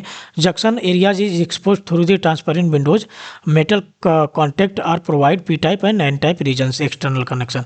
ये सारी चीज़ें तुम्हें पता ही है। पीएन जंक्शन बना होता है तो हमें एक मेटल से क्या होते हैं किया जाता है। देखो कंस्ट्रक्शन क्या है कि पीएन जंक्शन बना हुआ है, फिर मैंने यहाँ पे क्या कर दिया, इसको रिवर्स बायस में जोड़ दिया, यानी पी साइड को निगेटिव से और एन साइड को पॉजिटिव से। यहाँ इसका एक छोटा रेजिस्टेंस होगा, यहाँ पे मैंने अमीटर जोड़ दिया हूँ, यहाँ से मैं करंट नापना चाह रहा हूँ और मैं बहुत छोटा करंट नापूंगा। क्यों? क्योंकि रिवर्स बायस में हमें पता है करंट बहुत कम जाता है, जब ब्रेक डाउन होता है तब जाके करंट बढ़ता है, लेकिन माइक्रो एम्पियर में बढ़ता है। इसलिए यहाँ पे माइक्रो एम्पियर मीटर अमीटर लगाऊंगा, माइक्रो एम्पियर का अमीटर लगाऊंगा। ओके, मैंने लगा दिया। देखो वर्किंग क्या काम करेगा। वर्किंग अगेन रिवर्स बायस में हमने लगाया है। यहाँ पे लाइट आ रही है तो यहाँ पे होल पेयर इलेक्ट्रॉन रहे होंगे डिप्लेशन लेयर में, फिर इलेक्ट्रॉन अलग हो जाएंगे, होल अलग हो जाएंगे। जब इलेक्ट्रॉन अलग हो गए, होल जो होते हैं अलग हो गए, तो होल क्या करेगा, नेगेटिव साइड जाना स्टार्ट कर देगा, इलेक्ट्रॉन इधर जाना स्टार्ट कर देगा, तो करंट इस डायरेक्शन में फ्लो होने लगेगी। और जो करंट फ्लो होगी केवल इसी की वजह से होगी, जो ये इलेक्ट्रॉन होंगे। क्यों? क्योंकि यहाँ पे रिवर्स बायस में हमने किया है, तो जो इसके होल रहे होंगे, होल इधर आ गए होंगे और इसके जो इलेक्ट्रॉन रहे होंगे ये इधर आ गए होंगे। बाकी जो इलेक्ट्रॉन बचे हैं वही इलेक्ट्रॉन क्या करेंगे, अब फ्लो करेंगे। ये जो डिप्लेशन लेयर के इलेक्ट्रॉन बचे होते हैं वही इलेक्ट्रॉन क्या करते हैं, वही इलेक्ट्रॉन अब फ्लो करते हैं, उनकी वजह से जो करंट फ्लो होगी वही करंट फ्लो होती है। तो वो जो करंट फ्लो होती है वो करंट बहुत कम फ्लो होती है और रिवर्स बायस होती है, इसलिए रिवर्स बायस बहुत कम करंट फ्लो होती है। लेकिन एक टाइम ऐसा आता है कि यहाँ पे जैसे जैसे इलेक्ट्रॉन क्या होते जाते हैं, इकट्ठा होते जाते हैं इलेक्ट्रॉन, यहाँ से हमने पूरा निकाल लिया, यहाँ पे क्या हो गया, खाली हो गया, यहाँ से हमने इलेक्ट्रॉन निकाल लिया, खाली हो गया। फिर इलेक्ट्रॉन क्या होते जाते हैं, यहाँ पे इलेक्ट्रॉन भरते जाते हैं। इलेक्ट्रॉन भरते जाएंगे तो इलेक्ट्रॉन ये क्या करेगा, ये इस इलेक्ट्रॉन को अपोज करना चाहेगा, और यहाँ पे क्या भर गए, प्रोटॉन भरते जा रहे हैं, जो होल हैं होल भरते जा रहे हैं, तो ये होल को क्या करेगा, होल को ढकेलना चाहेगा। तो डिप्लेशन लेयर क्या कर जाता है, ब्रेक कर जाता है, जिसकी वजह से अचानक बढ़ जाती है करंट। लेकिन ये करंट फिर भी माइक्रो एम्पियर में होती है, इसलिए उतना चेंजेस इसमें देखने को नहीं मिलते। तो ये इसका वर्किंग प्रिंसिपल होता है। और देखो यार यहाँ पे जो होता है इसका यूज़ कहाँ किया जाता है, जैसे नोट गिनने वाली मशीन देखे हो, नोट गिनने वाली मशीन में क्या होती है, एक लाइट होती है। लाइट क्या करती है, लाइट जलती रहती है। लाइट कैसे जल रही है, देखो यहाँ पे लाइट में हमने लेके आए, रिवर्स बायस में जुड़ा हुआ है। रिवर्स बायस में हमने क्या किया, रिवर्स बायस में जुड़ा है, करंट फ्लो हो रही है, करंट बहुत ज़्यादा फ्लो हो रही है। ओके, करंट बहुत ज़्यादा फ्लो हो रही है, पीक पे फ्लो हो रही है, मान लेते माइक्रो में मतलब बहुत कम ही फ्लो हो रही है, लेकिन फ्लो हो रही है तो लाइट क्या कर रही है, जल रही है। लेकिन जैसे ही एक नोट पास होगी, उसके बीच में नोट जैसे ही आएगी, तो हमारा जो सेंसर होगा, फोटो डायोड होगा, वो क्या होगा, ये लाइट होगी, तुम्हारी लाइट जल रही है। अगर नोट नहीं है तो फोटो डायोड हमारा काम कर रहा है, तो हमारा जो करंट है, करंट फ्लो हो रही है, जिसकी वजह से हमें वहाँ पे रीडिंग देखने को मिल रही है। ओके, लेकिन जैसे ही बीच में नोट आ गई, ठीक है, नोट आ गई, तो यहाँ पे क्या होगा, ये जो लाइट होगी नोट पे पड़ने लगेगी, हमारे डायोड पे नहीं पड़ेगी, फोटो डायोड पे। जब फोटो डायोड पे नहीं पड़ेगी तो यहाँ पे कोई भी वर्किंग प्रिंसिपल नहीं होगी। जब वर्किंग प्रिंसिपल नहीं होगी तो यहाँ पे कोई भी रीडिंग नहीं जाएगी, तो रीडिंग नहीं जाएगी तो यहाँ पे कुछ भी नहीं बताएगा। फिर जैसे ही एक नोट हटाओगे, लाइट आएगी, काम करेगा, तो यहाँ पे रीडिंग बता देगा। तो ये बताएगा कि एक यहाँ पे कोई आया हुआ था, वो उसका नंबर 1 दे देगा। फिर दूसरी नोट डालोगे, दूसरी से हटाओगे, दूसरा नंबर देगा। तीसरी, इस तरह से अरेंजमेंट किया गया रहता है। और सेंसिंग में भी देखे होगे यार, जैसे एक दरवाजे पर जाते हो, कहीं कहीं देखे होगे, जैसे तुम यहाँ पे पास में जाते हो, दरवाज़ा खुल जाता है, और दूर जाते हो दरवाज़ा हट जाता है। क्या होता है कि ऊपर देखे होगे लाइट लगी होगी, जैसे तुम पास में जाते हो नीचे सेंसर लगा होता है, जो कि फोटो डायोड होता है। जब कोई नहीं रहता तो यहाँ पे लाइट पड़ती रहती, वर्क करता रहता है। जब वर्क करता रहता है तो इस तरह से मैकेनिज्म बनाया रहता है कि वो जब लाइट फ्लो होती रहेगी, करंट फ्लो होती रहेगी, तो हमारा गेट क्या रहना चाहिए, क्लोज रहना चाहिए। जैसे तुम यहाँ पे खड़े होते हो तो यहाँ पे तुम्हारे पे लाइट पड़ती है, इसके पे बंद हो जाती है। जब लाइट बंद हो जाती है तो यहाँ पे करंट क्या हो जाता है, बंद हो जाता है फ्लो होना। तो ये मैकेनिज्म काम करता है, करंट फ्लो जैसे ही बंद होगा, हमारा गेट क्या हो जाना चाहिए, खुल जाना चाहिए, तो गेट खुल जाता है। तो ये इसका अप्लीकेशन हो जाएगा। ये पढ़ लेना, ये लास्ट टॉपिक था तुम्हारा। तो यहाँ पे टॉपिक मैं ख़त्म करता हूँ, बताना वीडियो कैसी लगी। हाँ यार, पढ़ते रहना। देखो यूनिट नंबर 4 बनाना बहुत मुश्किल है, मुझे नहीं लगता कि बन पाएगा, लेकिन तुम पढ़ते रहना कहीं ना कहीं से। और ज़्यादा मेरे ऊपर अभी डिपेंड ज़्यादा मत हो जाओ, क्योंकि मेरा भी अभी पेपर होने वाला है, तो उस पर भी मुझे ध्यान देना है। और मैं तुम्हारी जो वीडियो रिकॉर्ड कर रहा हूँ आज रात के 4 बज रहे हैं, सोचो इस टाइम कर रहा हूँ। ठीक है, टाइम बहुत नहीं मिल पा रहा है। वैसे भी मुझे नहीं लग रहा था कि मैं EMI कर पाऊँगा, लेकिन तुम लोगों की वजह से EMI मुझे करना पड़ा। तो देखना यार, PPT बनाने में बहुत ज़्यादा टाइम लग जाती है और मेहनत लगती है। तो शेयर सब्सक्राइब जरूर कर देना। कमेंट बॉक्स में जरूर बताना कैसी लग रही है वीडियो। ओके, और जुड़ जाना यार, अगले अगले अगले ईयर से जो है, अगले सेमेस्टर से हम लोग बहुत अच्छे से और अच्छे से एक्सप्लेन करके मैं तुम्हें बताऊंगा, और सारे सब्जेक्ट की तुम्हें यहाँ पे वीडियो देखने को मिल जाएगी। तो थैंक यू यार, यहीं पे ख़त्म करता हूँ मैं।